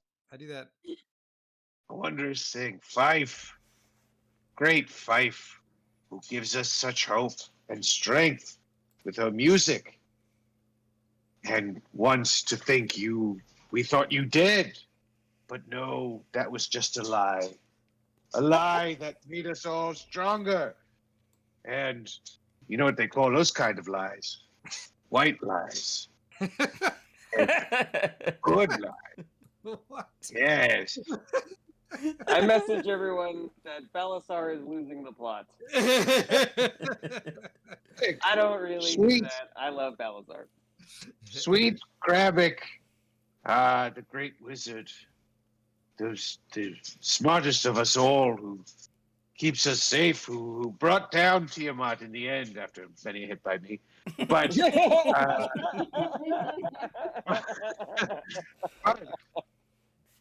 the one to keep us all level and here, though he often runs off ahead of us to explore a dungeon to fight enemies who would kill him with one hit. He has saved me from myself as well. Remember women, the snake women? Yes. I remember this. I Yeah, I remember. And so we have grown together. As we enter hell, Avernus, the Nine Hells itself, all I can say is I've already had my own slice of heaven. And it is all of you He here. brought it back. He brought it back, everybody. It's good. It's He good. All landed right. the plane. He did Everybody, it. everybody, hands in. Avernus on 3. Clear eyes, full hearts, can't lose. Ready? 1, 2, 3. Clear Avernus. eyes, full heart, can't lose. Do I get- I'm the only one that said it? Come on. I I thought you said were I saying said Avernus. Avernus. I said Oh, Avernus on 3. Oh. It's okay. It's okay. It's okay. I'm ready. Lenora or Fyfe checks to see if she got any temporary hit points from an inspired leader. Oh, you definitely did not. I do not have that power. I can add them. How many should it be? I'm gonna just say that Fyfe will use her inspiring leader feat to tack on, being like woo at the end, and give everybody 23 hit points. 25. What is it? My level plus my charisma modifier. 18 plus Oh, 25. 5. 18 Oh, plus 23. Yep. 23. Yeah. Perfect. All right. Got it. Crabbick, have you returned from the library? Yeah, I'm there for the whole speech. Okay, all right, making sure, making sure. All right, so Lenora is guiding you guys to the Red Wizards of Thay. They are gathered up in the room. The lights are off and dim. There is a symbol written out on the floor, and they are in a circle. They're beckoning you solemnly to stand in the circle. Is my bone friend there, Kevin? No, it's not. I stand in the circle. Everybody gets in. Yeah. Okay, they begin chanting, and the below you begins to glow at first, and then it opens up, and you can see what looks to just be red. You see what looks like maybe some sort of mountain pass surrounded by shards of wood or some kind of just jumbles of what looks like old broken shards of metal, etc. And then a light shoots up out of it, and you find yourself standing. I'm going to share a picture of what you see. It's actually a huge gate surrounds with big gears, and just it looks like it's just a bunch of old scrap metal circling it, and on the other side of it is a mountain that actually looks like a hand, like it has just reached and grabbed at the sand. Above you, the sky is full of ash and smoke. There are streaking fireballs going across the sky above you. You can hear moans and cries of what sounds like war. You're completely surrounded by, in the shifting, blowing sand, you can see there are big piles of broken down war machines, spears jutting up out of the sand. But right in front of you, you do see a tower. It looks like that is some sort of gate leading into the area there of the mountain pass with the hand. This place sucks. Yeah. Yeah, this place is scary. I mean, what does it smell like? Like eggs? Smells like bile mixed with just sulfur and Whoa. it's So burning. farts and vomit. burning- Farts and vomit. It's burning your nostrils. And It's what Alex Jones said Hillary Clinton smells like. Mm, all right, I've got a map to share with you guys real quick. All right, there's no like. This map doesn't have like what you call it, so you're just gonna have to pretend like you can't see inside. Mm-hmm. At this giant gate here, at the very top of it, there are some creatures. They look kind of like imps. They're wearing red hats, and they're looking down at you, giggling. And then you hear one of them on the left yells out, "What's the password? Tell us the password." Your mom. mm, The one on the right says, "That's not the password. Tell us the password." I'm gonna cast detect thoughts. On which one? Whoever's yelling at us about the password. Okay, as you do that, a couple of things happen. You are detecting his Do it. thoughts. However, I do it. you have this strange feeling like somebody or somebody else, maybe more than one, can hear also what you're hearing. That it is maybe okay. a shared. You do, but when you go inside of its head, all you can hear is it giggling wildly. You get the feeling this is some kind of joke, maybe? There's no Mm. password, you fucking asshole. The one on the right begins to laugh. "We don't have a password. You are correct." And then they fall over, both of them giggling. You see their feet flying up in the air. They're laughing so hard that they can no longer stand, and the gate swings open. Well done. Well done. Travis. The sands inside look the same, but you can see that the fingers of what looks this mountain pass are stretching outward, and you do hear screech and scrawls of creatures inside. Do we have any idea like where to go to find Tiamat? You have no idea. Okay. Well, we were told by the Red Wizards that we would arrive close to a creature that one of us has an emotional or some sort of connection to. So I guess we should just like interact Yeah. with these people and try to figure out what that is. Hmm. Can I walk up to one of the, well, I guess, do we walk in? We walk in. You guys walk in? I walk in. Mhm. Yeah. All right. I mean, So as you guys go inside, the area is enclosed by the rampart is littered with trash and mechanical parts, some put together in a way that resembles a vehicle. Ramshackle structures built from the same junk as the outer wall. Looks like that provides the shelter here. There's a platoon of small fey creatures milling about, all looking like feral gnomes. Several of them sport tall red caps. Some of them drip with some kind of black vile ichor. A pair of bird creatures are examining one of the strange vehicles. They're chattering to each other over here on the right in high-pitched squawking sounds. And they are carrying an assortment of strange tools. They do see you walk in. They turn and stare at you in wonder. In wonder? Yeah. Well, they're probably not used to like non-Avernus people here. Yeah. Can I walk over and say, what's up? Yeah, move your character where you want to go. I guess I'll go. Oh, sorry. Are those I don't know. Which ones look the friendliest? Like what looks, I'm not the friendliest, but the least scary.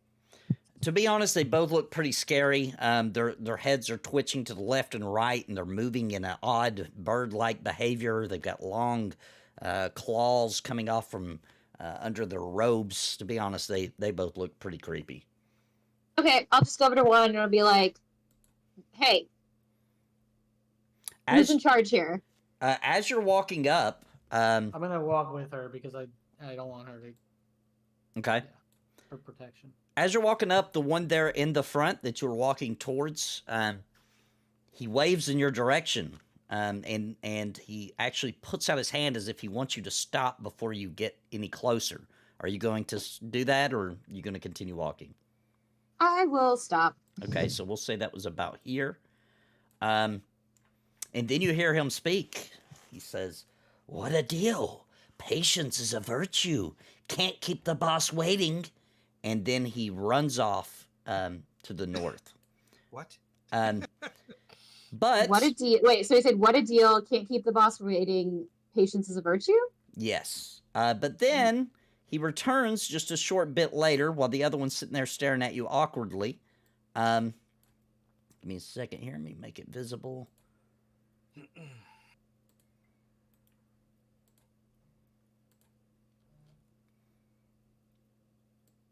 All right, and when he returns,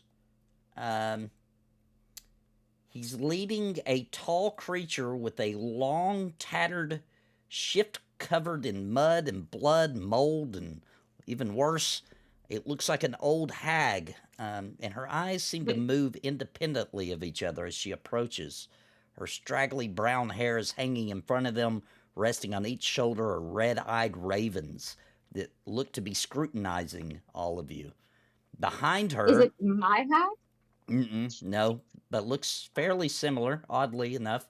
And straggling behind her, a hulking creature built of what looks like disparate, fiendish parts, just stitched together, trudges moaning as he walks and kind of hopping a bit as he walks as well. Then both of the hag's eyes focus keenly on all of you, but specifically, she seems to keep bringing her gaze back to Fyfe. "My goodness," the hag croaks, spittle dribbling from her mouth. "Where did you find such a treasure?" Me? What's she Referring talking about? to Fyfe herself or something she's carrying? You're not sure, but she's looking at Fyfe. What treasure do you speak of, Auntie? "Ah, you, dear. I feel something within you, a presence, perhaps. Are you perhaps one of us?" Oh, yeah. I mean, like I borrowed a little bit of power from another old woman who lives in a forest. I actually don't know her first name. I just call her the hag. Is she from? I mean, I think she's a fiend. I knew it. I knew I smelt of it. I smelt of her blood. It's within you as well. Ah, that is my dear sister. Haven't seen her in many ages. Oh my good. Yeah, she's good. She was dying a little while ago, but I think she's okay now. Well, should she die, it's no big loss. She'll be back with her sister here. Wow. I suppose, but she was having a really nice time in the woods. I think she's like stealing souls, making deals. I think she really enjoyed being in the material plane. Well, what's your name? I can't call you Auntie. That feels weird, but I will. My name is Maggie, but people around here for many centuries have just called me Mad Maggie. And this here is Mickey.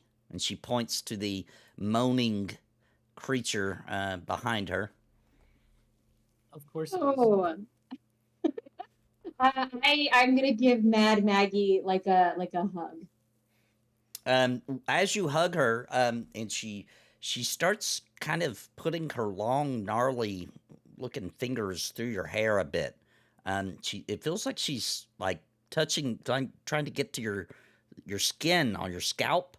And then she pulls you back suddenly, looking you in your eyes. And by the way, her breath is absolutely disgusting. Like she eats rotting flesh all day. So it kind of, she's kind of spitting on you as she talks because she's so excited. Your memories. Oh, you have some memories. What are you here for, child? Kill Tiamat. Tiamat? To kill Tiamat? I know. Seriously, Respectful. child, why are you truly here? That's it. Kill Tiamat, die trying. I'm cool with being undead, though. So if I die, you can bring me back. But definitely kill Tiamat is our attempt. Well, I could perhaps help you, lead you in that direction, if you truly wish to give your life to Tiamat. Or kill her. Perhaps anything is possible in Avernus. Well, I want you to meet all my friends. I'm going to beckon to everybody to come over, and I'll be like, this is Roenick, this is Lenora, this is Balasar, this is Crabbick, this is like my Aunt Maggie, and Nikki, I guess my cousin? I don't know. Oh, well, it's My magic cousin. nice to meet you all. Welcome to Avernus. I can tell you haven't been here long. You still stink of the physical plane. It's Hey, not now. the welcome I thought. This is not how I thought Avernus would go. Yes, It's not too bad. you're in a It's safe better or area here. worse? Yeah, 'cause I feel like this is not so bad yet. Yeah, better. Now, listen, in Avernus, we don't just do anything for free. So, of course, if you'd like some information, I'd be happy to help. But I would first ask that there is a certain thing here I would love to have. And if you're truly even half as powerful enough to fight Tiamat, then it should be no problem for you. We have the palm of a gnome. If you want it. I have no need of such. Well, your sister really likes it. So Well, what does she want? What do you want? I'm sure you all knew who Zariel is, do you? The Little Teapot? Mermaid? She pulls out a tapestry. She reaches into her robe and pulls it out. It's actually quite beautiful. And she begins recounting a tale to you of an angel's descent into Avernus. Her name is Zariel. She's betrayed at the hands of the Hell Riders and was forced into submission by Asmodeus, who is now an archdevil, worthy to rule Avernus. I'm quite obsessed with Zariel's saga, and I scour the wastelands of Avernus for more relics, let's say. There is one relic I truly wish to have. The sword of Zariel. Perhaps you could get it for me? So we get you the sword, and you show us where Tiamat is. I'd lead you in that direction, yes. how hard is it to get the sword? Oh, you already know where the sword is, dear. Wait, really? Where? Oh, you don't remember, do you? I've might have that memory I can unlock for you. Is it? I mean, is it gonna hurt if you unlock a memory? Sure, go ahead. I guess I don't care if it hurts. Do it. Oh, but dear, I can't just do that. There's What do you want for that? We have lots of problems here. If you could just maybe help some of my people here, the imps. There's an old mad wizard.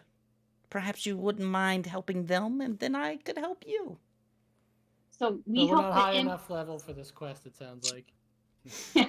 Well, now I want to do it. Nathan, can I roll a history check to see if I know what this sword is all about? Sure. Wasn't Sword of Zerial like a Batman thing? Mm, That was Azrael. Azrael. Oh, Okay. sorry. It was pretty Okay. close. Yeah. So maybe you don't know anything about the sword, perhaps. But Zeriel is, in fact, was an angel at one point. There was rumors or old folklore of falling into the Nine Hells and being going into servitude to Asmodeus. all right. So, okay, just to clarify, she wants the sword, but she's not going to tell us where to find the sword until we talk to some of her other compatriots and help them out first. Is that correct? That's what it seems like she's saying. Quest before the quest before the. That's what I'm I saying. don't- We're not high enough level for this quest yet. All right, so Yeah, this is the Mandalorian territory. It's We're in the middle episodes of Mandalorian. Right? yeah. We're not ready for what's his name, Giancarlo Esposito yet. Okay, so we should probably point us in the direction of somebody that we can help. Oh, well, I believe you've already met my friends Chuka and Chonk. Or, I'm sorry, Chuka and Clonk. Clonk, Oh. sorry. These are Kinku, and they're very loyal and longtime associates of mine. Fuck yes. So, as she points at them, Clonk is the larger of the two, up on the top. He looks very strong, and Chuka is the one right below him, a little smaller. He is already back working on what looks to be some sort of war machine. Chuklo and Chonk? And Clonk. Chuka and Chuka Clonk. and Clonk. Chuka and Clonk. Now, Chuka and Clonk, Nathan, okay. are these creatures evil? Yes, everything here seems to be evil, yes. But they're Okay. they're so polite. All right, no, I'm just getting it for me. So like for Balasar, everything here stinks and is like Yeah, you're not gonna help. you- Yeah. You're gonna have to suck it up, buddy. No, I know. I'm not gonna start a fight, but just know for Balasar right now, everything reeks of evil, and it's like noxious to Yeah. him. Oh, yeah. Everything here. Oh, yeah, definitely. Clonk to the south, he tilts his head backwards. He actually bends his back a bit so that he's actually looking at you upside down now. And he squawks out, Come! Look! Spiky gear! Infernal energy! Problem! Look! I go over. Kenkus can only say what they hear other people say, right? What's that now? Kenkus can only say what they hear, like, other people say. So they're not able to make words Yeah, on their own, unless right? they've already learned them, yes. So I'm gonna say some weird shit. Oh, so wow. they They're like expand their parrots? vocabulary. Yeah, they're like parrots. Yeah. Look! Gear! Grind! Spiky gear! He's pointing at the vehicle thing that he's working on. It looks like it's comprised of a bunch of spikes. It's also surging with some sort of dark energy. He seems to think there's something wrong with it. Ooh. Where is it? Can you mark it on the map? Yeah, it's right Lord here. Duke? Oh, whoops. I'm gonna look at Crabbeck and be like, "You're the smart one. Maybe you can see if you can tell what's wrong with him." All right, there it Oh, is. Let's see here. I'm gonna go with Crabbick Okay. in my history of not trusting him to run off. I'm looking at this contraption here, Okay. and I'm just trying to figure out. Do I do an investigation check to see Yeah, what the problem is? roll me an intelligence check. Intelligence check. Mm-hmm. Okay, Oh. I'll do that too. I'm not smart. Hey, not too bad. Yeah. Balasar, you notice that it does look as though there is a specific gear that looks like there's a very like sparking surge of demonic energy. Crabbick, you recognize that if it looks like that's not supposed to be there. It looks like it's disrupting the flow of whatever this energy is. Roll me an Arcana check real quick, also, Crabbick. Mm-hmm. Yeah, you recognize that the energy is demonic. It's a demonic energy, and that's this particular gear is crammed in there in such a way that's disrupting the flow of that energy. So it looks as though it needs to be removed. Okay, so could I use a mending cantrip to address this? You can try anything you want. A single break or tear in an object? No, I don't think so. What about tell me what it is again? It's like a demonic energy. Yeah, there's a demonic energy flowing through it that you sense is what powers this device. And there is literally a gear just kind of crammed in, and it's disrupting the flow to the rest of the machine. It looks like. Now, is this the sort of thing that could be ripped out? This gear? Does it look like, I just need like a strong person to grab it? Yeah, it looks like you could rip it out if if you're strong enough. But you're gonna have to touch whatever this energy is. Is your only concern. Can I try? I'm pretty cool with demonic stuff. Can I use like a sleight of hand? Actually, can I cast like mage hand? Okay. And then use my sleight of hand to try to like gently rip it out, as opposed to like ripping it out, like trying to be like a little bit more target. Yeah, you can do that. Okay. So I cast Mage Hand, and I hope it looks creepy. It does. As the hand comes out, it looks all gnarled and old and decrepit and necrotic, with long fingernails stretching off of it. And you'd like Still painted. You'd like to try to still painted, but painted black this time, a little gothy. And you'd like to try to grab the gear. Yeah, I wanna gently like maneuver it out. I don't necessarily want to like rip. Okay, your hand grabs at it, and it does wiggle it. It does wiggle a bit, but it appears that the mage hand doesn't have the strength to pull it out. But you do identify that it can be pulled out because it is wiggling. We can do it. Probably me or Balasar, maybe. We could try anyway. Yeah. Well, because it's a demonic energy, maybe Balasar doesn't want to touch it. So maybe we can. I'll do it. All right. All right, you're gonna try. Yeah, I'm gonna try to pull it out. All right, give me a strength check real quick. Okay, I have bardic inspiration still or no? I think it only lasts for like hours. So no.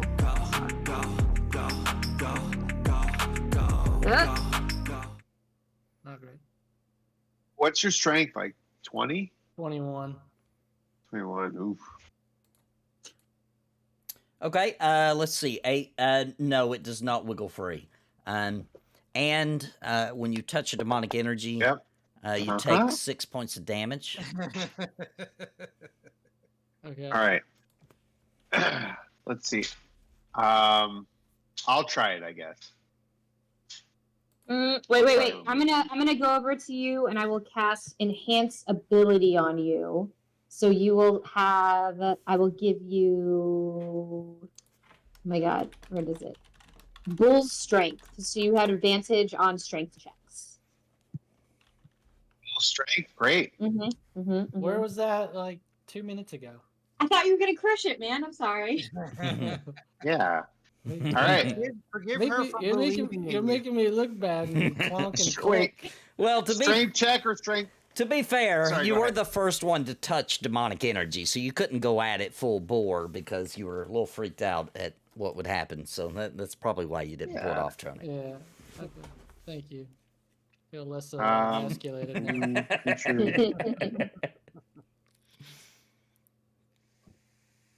All right, so you're about to roll, Balasar? Yeah, I'm gonna roll with Advantage. target's already yeah. I'm gonna roll with advantage. Is it a strength check or a strength save? Strength check, right?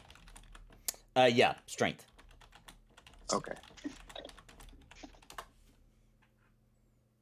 Oh my god. All right, I'll do a luck roll and I'll do it again. Okay. I wasn't gonna waste luck, but I'm glad you are. I can't.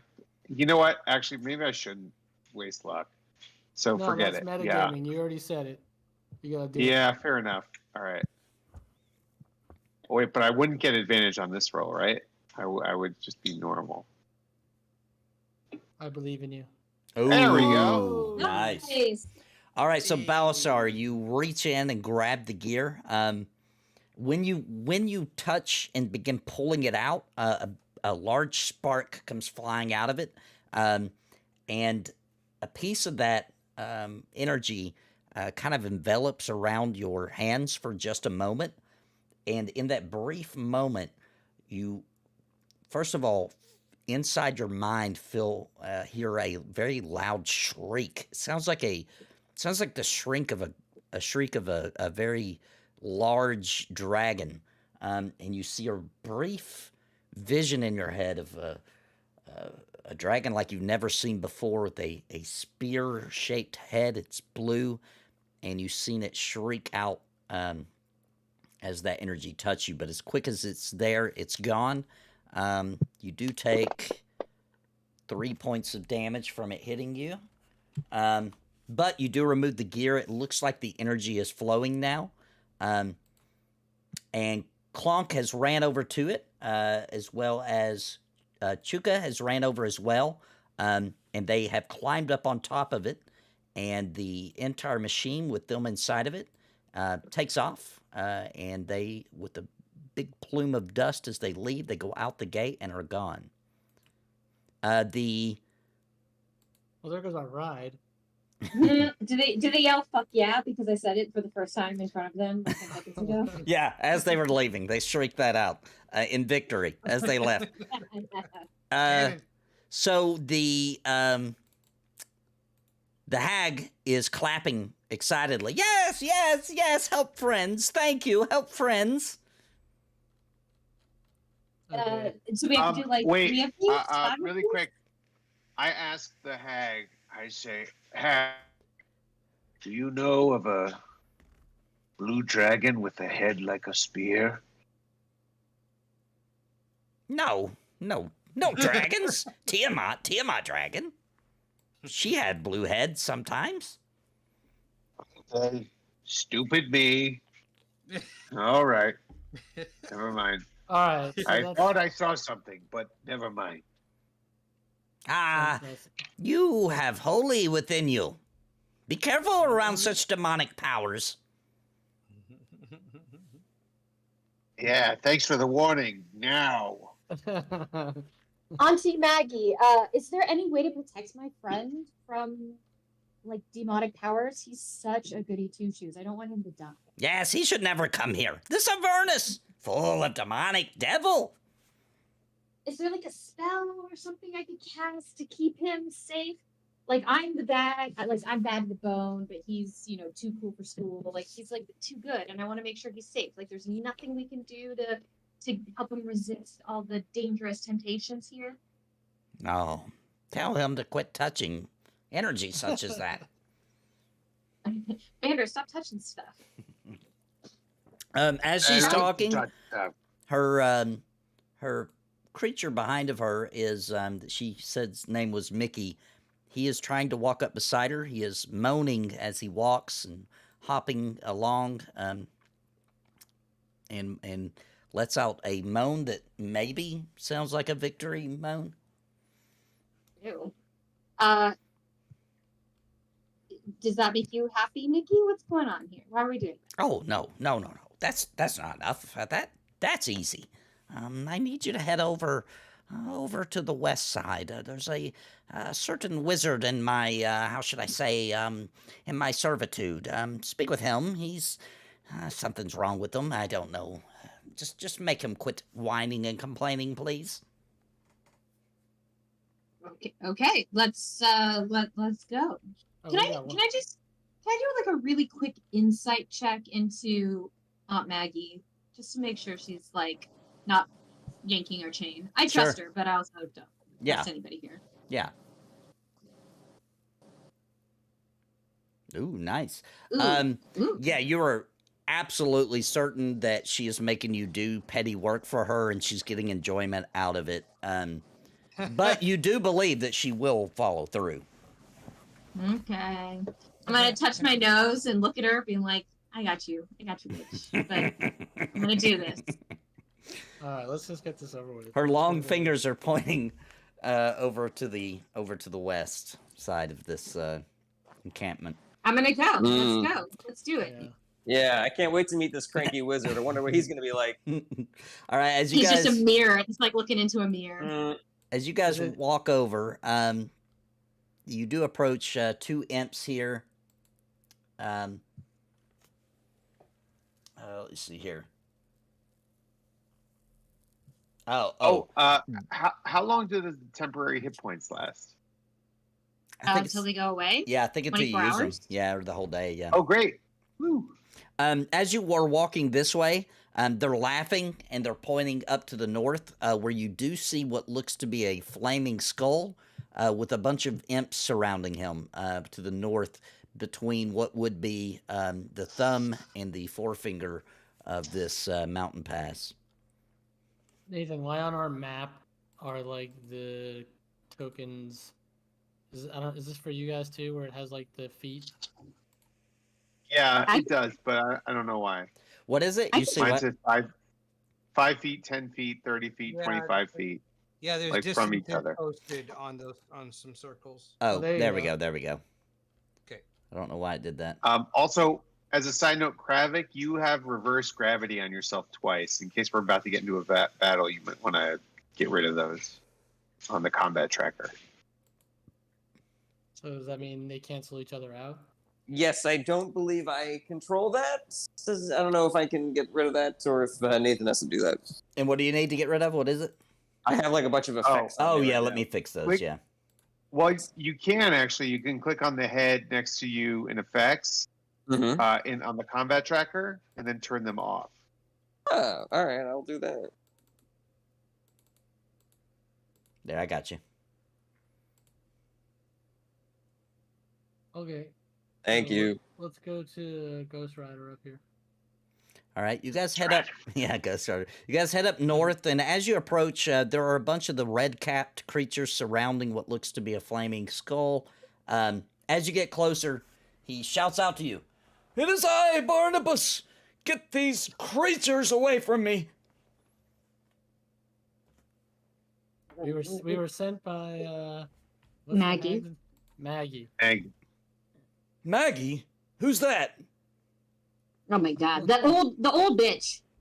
She's Old like lady. 20 feet that way. You guys have never walked across Mm. the path? Oh, Cross fingers? you speak of the night hag. Oh, disgusting.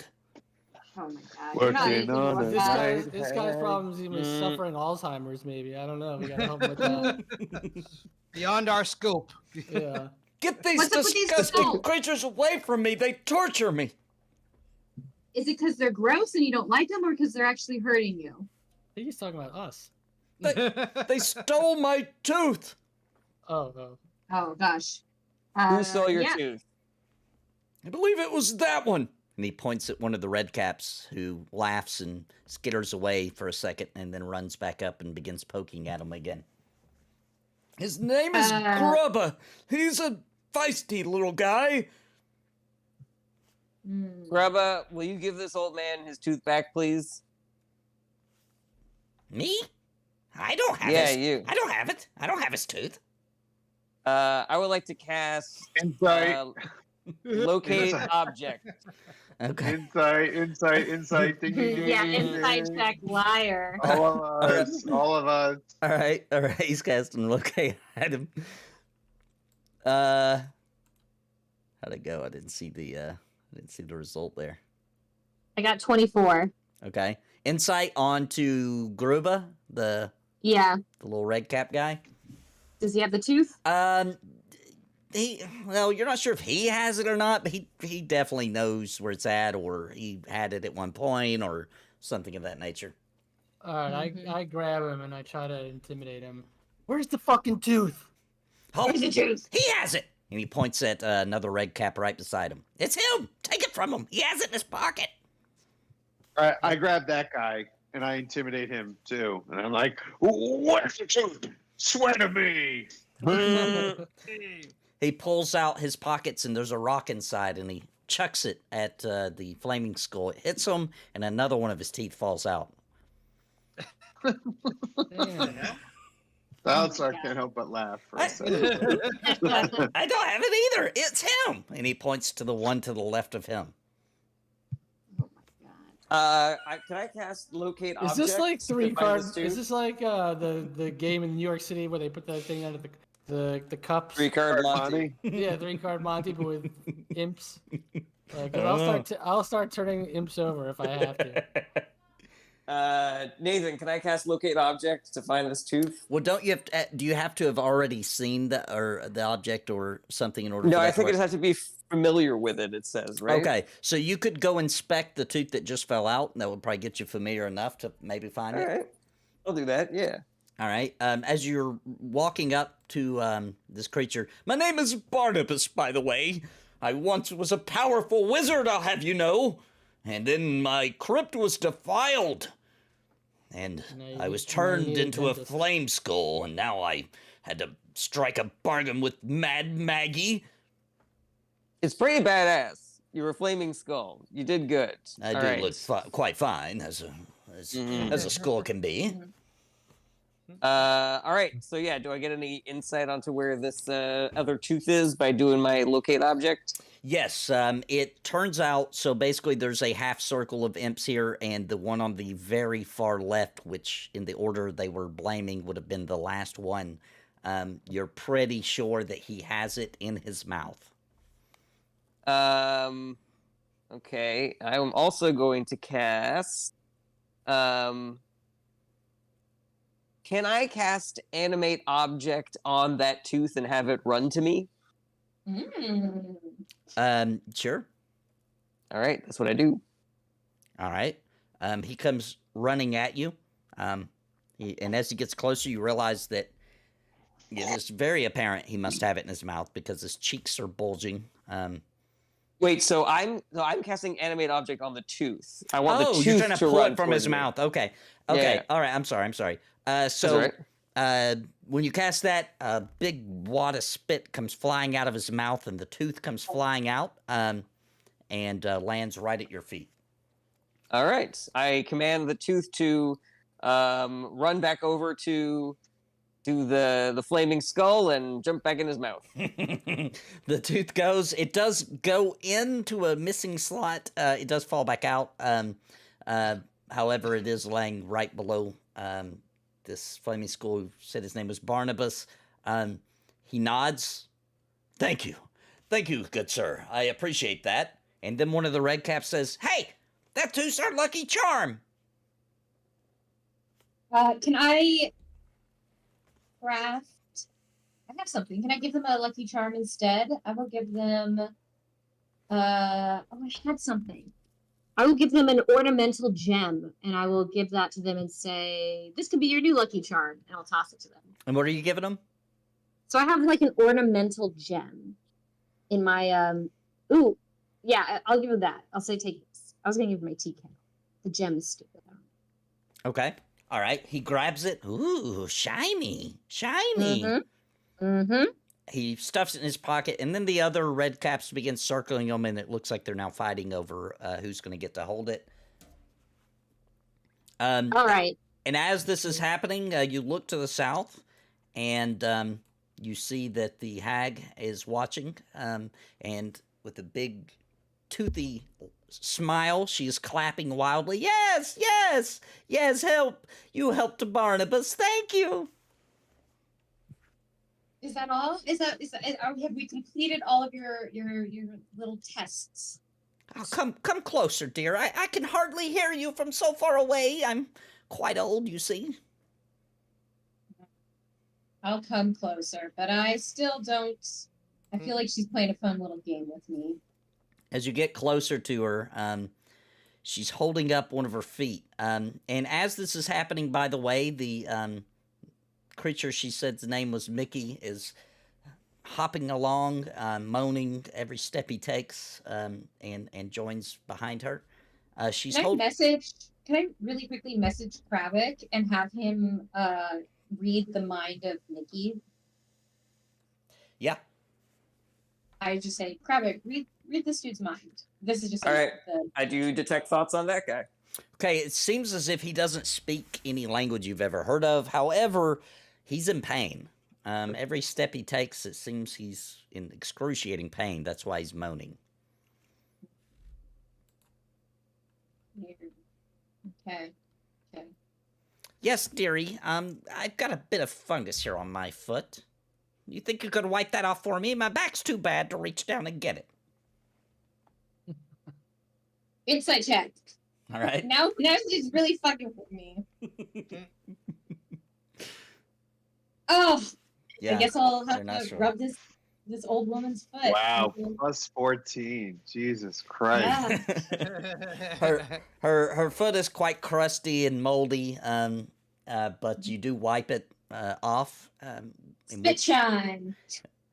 In which Rub it all off. yeah, she's actually spitting on it as you're doing that. And I come with my own spit. Don't spit. I'd rather touch my own spit. So when you're done, she smiles. Yes. What was it we were doing again? You have a memory to unlock. A memory. Yeah, a memory to unlock. Please. Gather your friends. Let's unlock this memory together. I'm gonna cast prestidigitation on myself because that was gross. All right. Blech. All right, is everybody going to gather around her? Or? Do we trust? Yeah. Can we do an insight check, or can you detect thoughts on her, Crabbick? I mean, I think she's just fucking with us. I think that she's not gonna totally destroy us because, I don't think that's what she wants to do. But I do think she's trying to mess with us. Yeah, I don't really think there's a harm. I just think it's like she's just being annoying. It's like when you go visit your grandma and she's just like being kind of a pill. All right. All right, everybody's gathering around her. Mm-hmm. Sure. Mm-hmm. She begins to speak. Before you can retrieve the Sword of Zariel, we must find the location of the Bleeding Citadel. And I do believe that Fyfe knows where it's at. So I will initiate a ritual, and we will unlock this memory that she holds. She pulls out a staff and she begins drawing on the sand. It looks like some sort of fiendish circle she's drawing on the ground. A couple of the red hat imps come running. They're bringing black cushions and laying them in the center of this circle she has drew. Here, dear, sit here. She's motioning at you, Fyfe, to sit on the cushions in the middle of the ring. I sit. I sense your trepidation. No fear. We are simply going to search your memories a bit and see what we can find. She then starts placing 2 skulls on the circle. And then she points at everyone else. Take up places around the circle, everyone. I'm going to draw this out. All right, she has drawn a circle here. Okay. And Fyfe is in the middle. She's asking everyone to gather around it. Gather my friends. I don't want to die.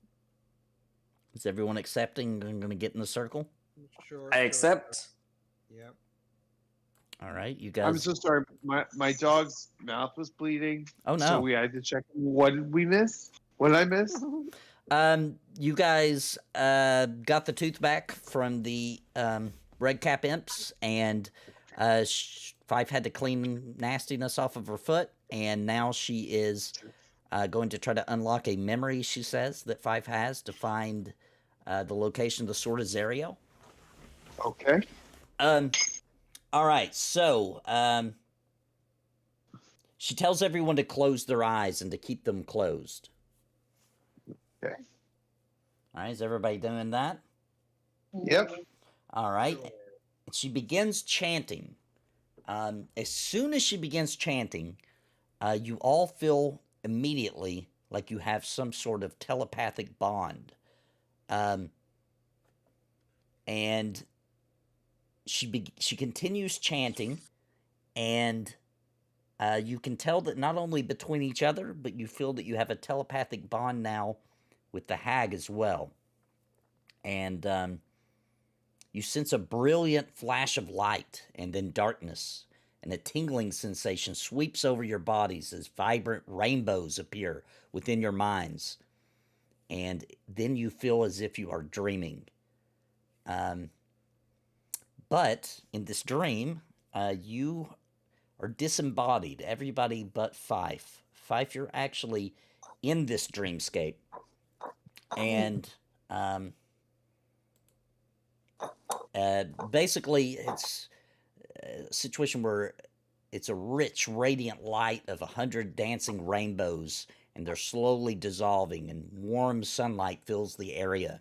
Within that space, Fyfe flies lazily into a lush meadow at the shoulder of a beautifully blindfolded angel. As the pair, as Fyfe and the angel begin strolling together through tall green grass, suddenly you hear the voice of the hag. Push through this vision. It only represents what you wish was true. We need to see more. I need everybody to roll me a intelligence saving throw. Okay, are you cooking or something? There's like some. Oh, I'm scraping sorry. going That on. was me. Sorry. Sorry, what was the saving that we needed to make? there, Nick? Intelligence saving throw. Oh boy, that's bad. for So, me. if everyone's within 30 feet of me, they get +2. right. So just do, rather than click it, just give them all +2. Is that Okay. okay? Yep. Yeah, so I'm a 10, I guess. 10. All right. Intelligence save. Fyfe is a 9. No, I'm a 7. I added the +2 already, so Oh, right. I only had I only had +1. Okay. Is that everybody, I think? Mm-hmm. All right, Fyfe, you feel a sharp pain rack through your body and take 17 points of damage. All right, and got that. And try again, Fyfe. Roll again. Me? Yeah. Oh gosh. Okay. Do I have the presence of mind to like give myself a bardic? Yeah, you can do that. Okay, I'm gonna give myself a bardic because I'm. Very And bad. I put the +2 on you, so you should be fine. Okay. So this should be a +1. Okay. All right. 13. All right, so suddenly this entire world in which you're dreaming disappears. It almost feels as if you've went deeper into slumber now. You see a flame-encircled battlefield now that appears on a barren hellscape.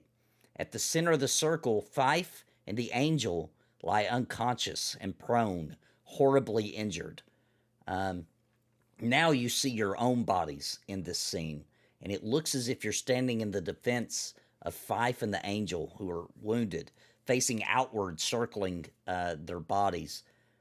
And there are 6 small spine-covered devils creeping towards you. In the distance, a formation of battered and retreating human warriors are disappearing through some sort of portal. The devils, hisses the hag's disembodied voice. You must defeat these devils. All right, I'm getting them out. Oh, like for real, we have to defeat them? Oh my god. Devils or demons? I can never tell, honestly, between the two of them. Is this real or is this like a mind? We're on palace? some sort of ethereal plane. Yeah, I Okay. think we might be in a mind battle, but I don't know. But All right. find devils. Everybody Oh. roll initiative. Oh gosh. All right. Oh boy. Hell yeah. I'm rolling so shitty.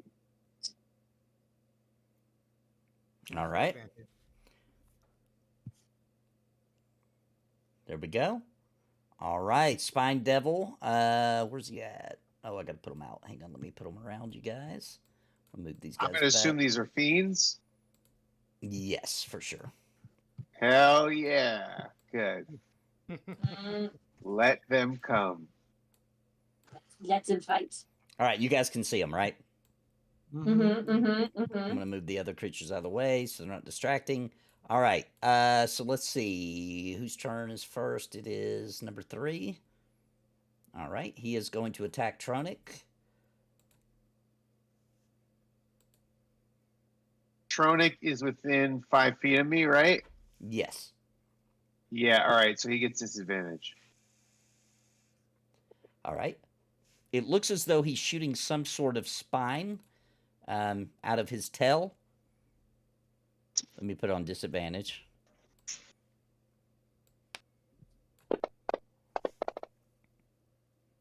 All right, he missed. It is number 5's turn. He is charging towards Roenick as well. Okay. I don't think he Still gets disadvantage. I think I It's only only get one. once, I think yeah. I only get one reaction. All right, he's also attacking with his tail spine.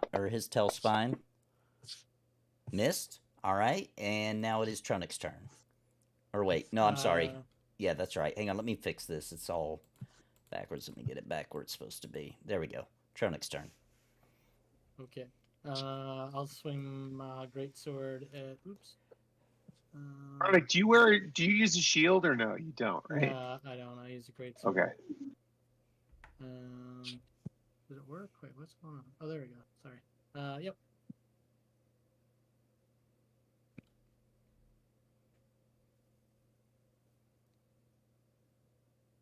Hit.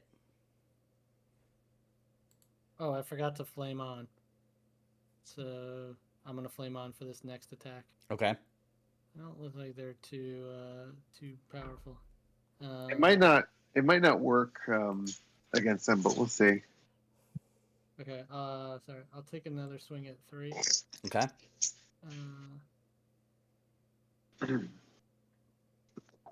Ooh, that's a crit for you.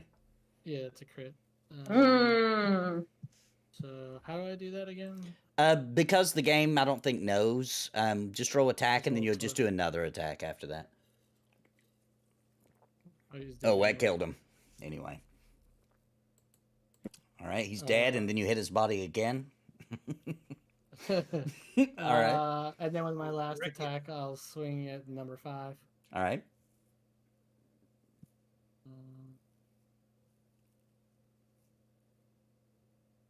Ooh, another crit. Nice.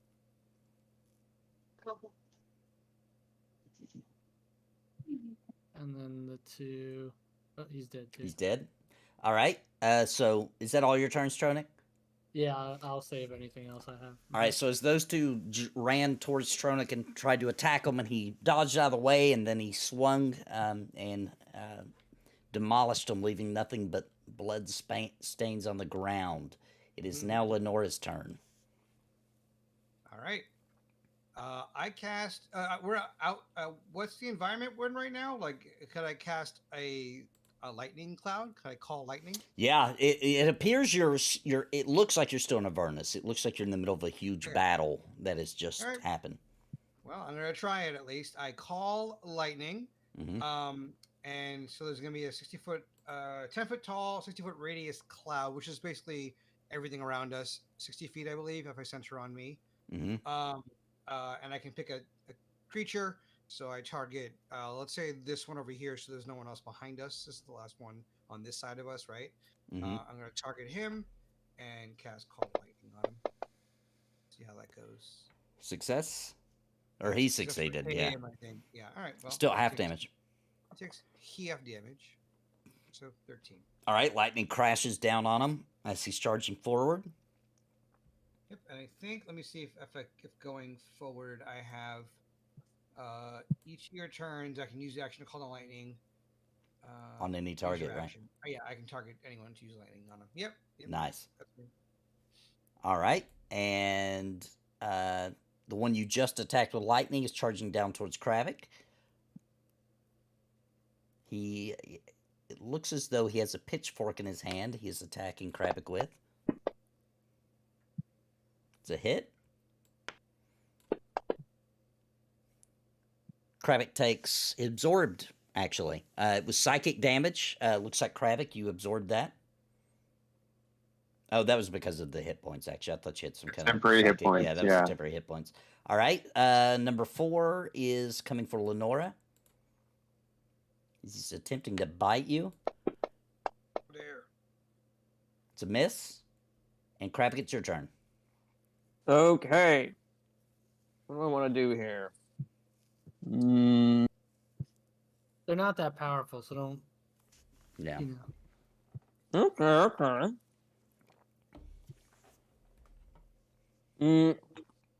Okay. Oh, that was weird. You guys see that? Yeah, I did. What is that all about?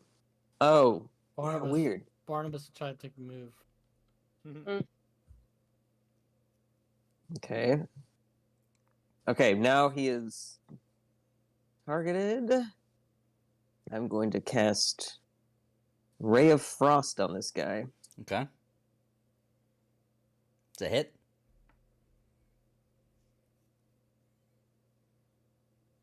All right. Resisted some of it, but still took damage, I think. Resistance to cold damage, everybody.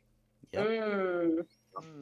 And I would also like to move behind Roenick. Okay. All right. He is going to attempt to hit you as you run. Oh, I forgot about attack opportunity.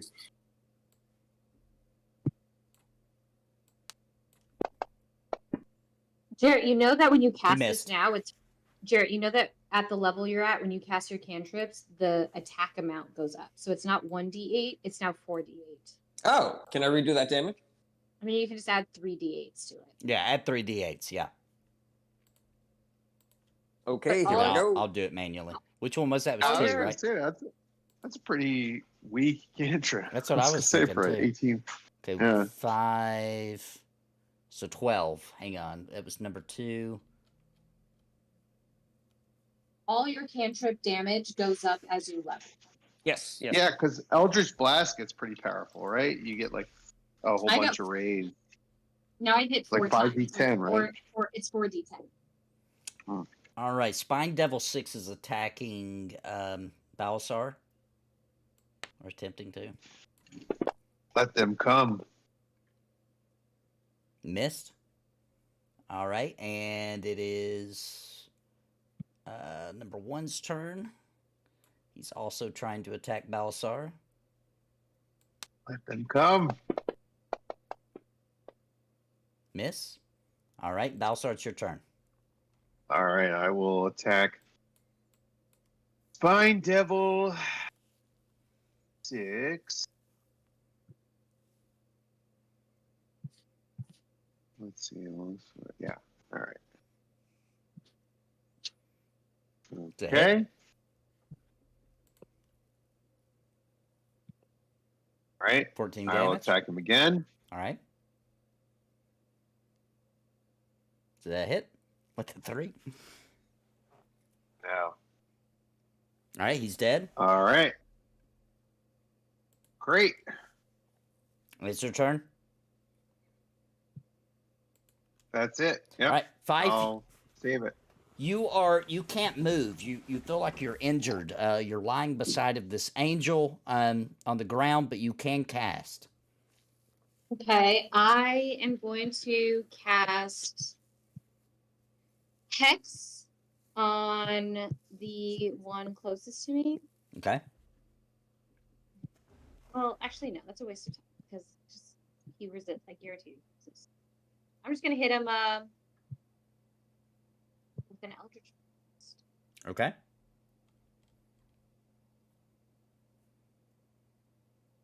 Ooh. Oh, I thought it was land on 20. It's a hit. Killed him. Okay. Okay, then I'm gonna use my other one to hit Dream Devil 4. Okay. Um,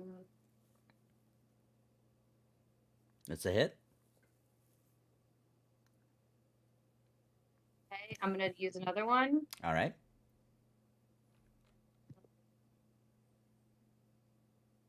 All right. Killed him. Okay, and then my last one, I'm going to hit the other devil. Okay.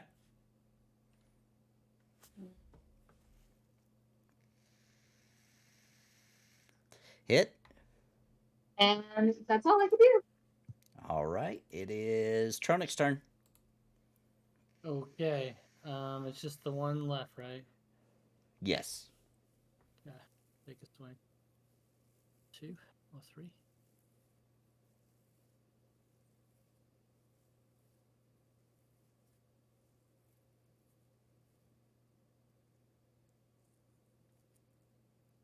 Plus the. All right. He's does dead. Does the fire? Oh, he's dead. Yep. All right. There's a shriek as the final one dies. It doesn't sound like it came from them. It sounds like it's coming from around you. And then the entire scene fades away. Once again, you feel like you're going even deeper into out of consciousness. And a landscape filled with thick black smoke and the smells of death and decay expands to encompass everything around you. The small devils that you killed before are kneeling before you and offer to serve you if you spare their lives. I think we should spare their lives. They spare their lives. Yeah, I'm okay to spare their lives. Everybody agrees? You're Sir, okay with that? You're okay with that? Wait, Balasar's- the imps Mhm. are It's the same ones you just killed, okay. but now they're alive and they're on their knees. They're knelt before you, Okay. begging you to spare them. To save their lives. Oh, I think I am okay with that. I think Balasar would be okay with that, knowing especially that we just mowed them down and could do so again if they were out of If control. Balasar's okay with it, I'm okay with it. All right, so I think so. you agree, and it once again it feels like you're going even deeper into consciousness, and the scene fades. Now you feel as if you're wandering a vast, barren landscape of utter devastation. Black sludge is rising rapidly out of the ground, enveloping around your feet, gripping tightly, overwhelming you with a horrible sense of loss. "Don't let the sludge consume you," you hear Mad Maggie's disembodied voice say. "You must push through her defenses. She must look." I need everybody to roll initiative for me real quick. Initiative. Yes. Like Inception. Oh, Okay. finally. I got a nat 20 initiative. I've been getting them. All right, Fyfe, you're up first. The sludge is completely wrapped around your legs, and it's holding you down. And because it's touching you, you feel loss, as if everybody you loved has died, and it's this overwhelming feeling of depression and sadness. Roll me a strength check, because you're trying to pull free from the sludge. Okay. Strength check or a strength save? Check. Check. Oh, God. Okay. Okay. As a Hey, minus not one. bad. Yeah, It's you 15. just managed to rip one leg free, and then you're able to step outside the sludge and barely rip your other leg out as well. You feel the sense of loss and death fade from you. Tronic, you're up next. Same thing. You're being gripped down by this, and it's just pulling you down deeper, and not just physically, but also mentally. Roll a strength check for me. All right, Roenick rips himself free with a little bit more of ease and steps out. You feel those emotions and everything as if a burden has been lifted off of you as you step away from it. Lenora, it's your turn. Same thing. You're being dragged down by this. Roll me a strength check real quick.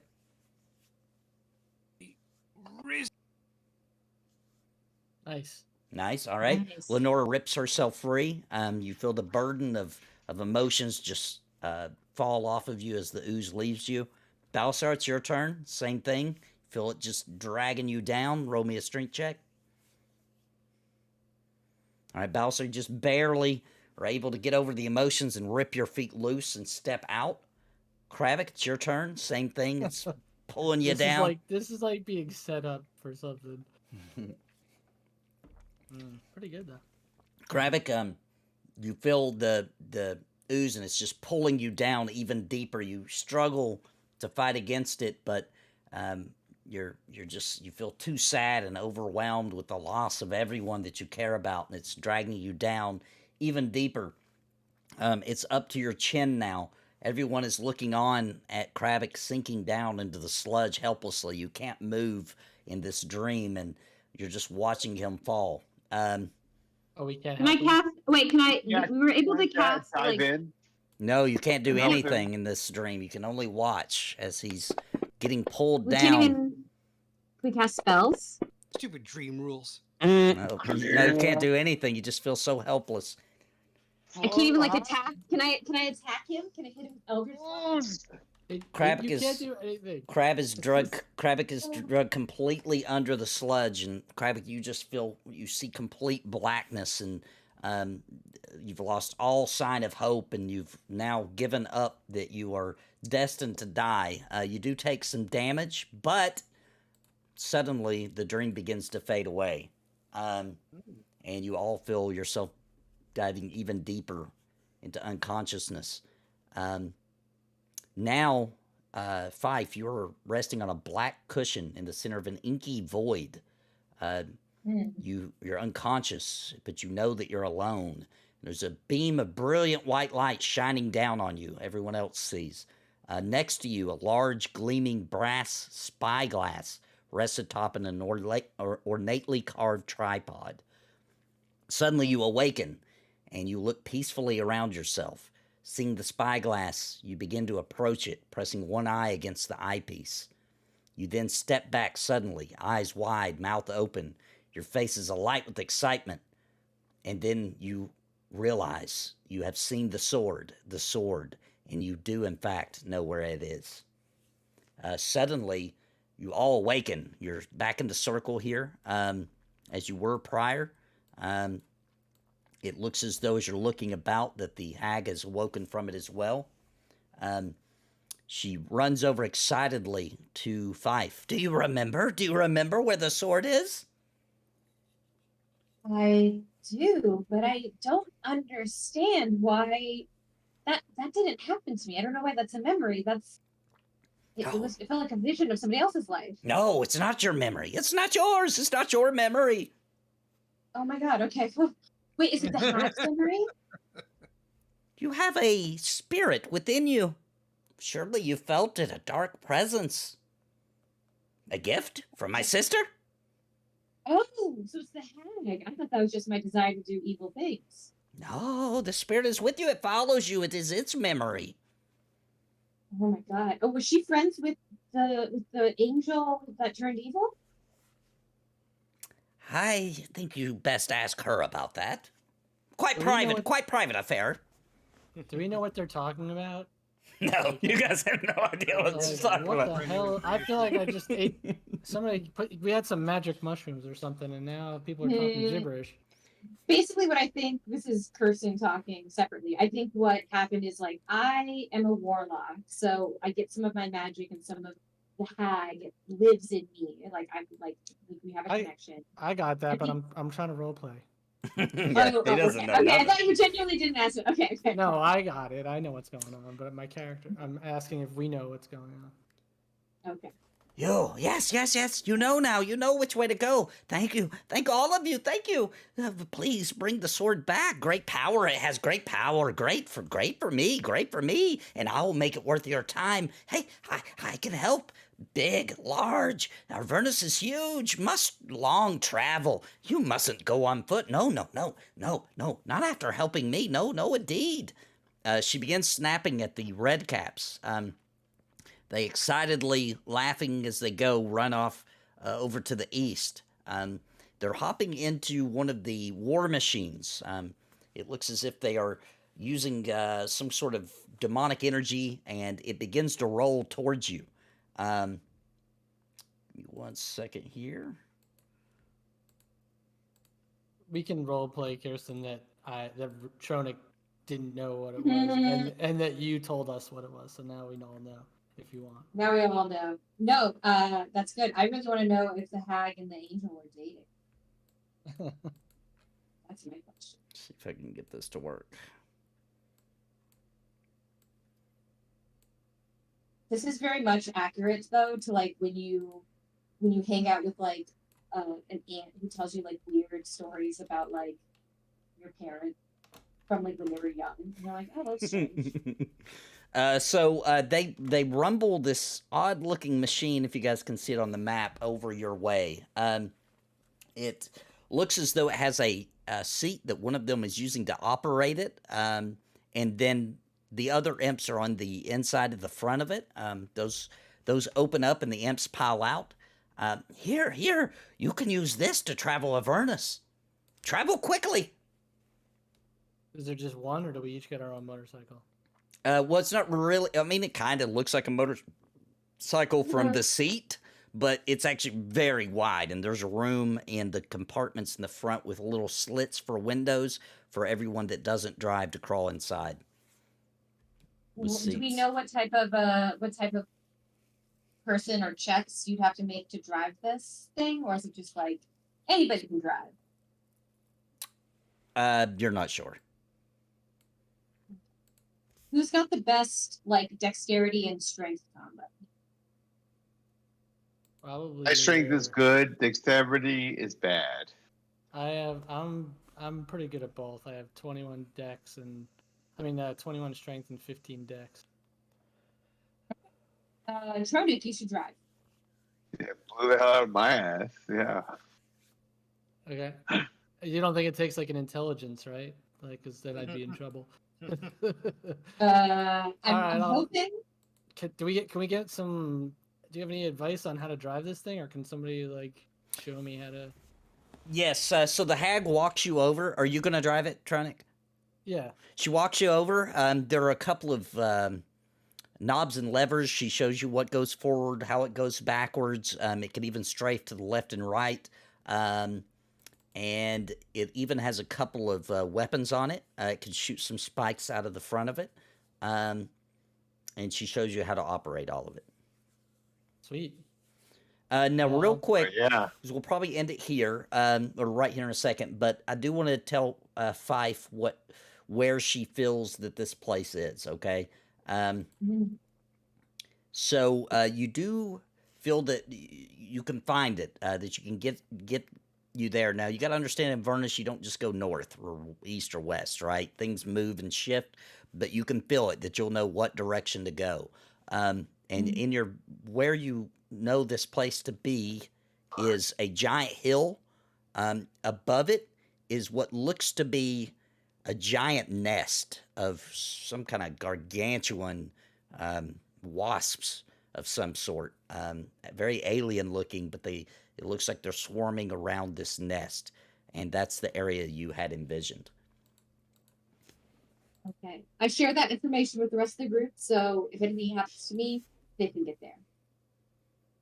Yes, all you must go. Bring back the sword of Zariel.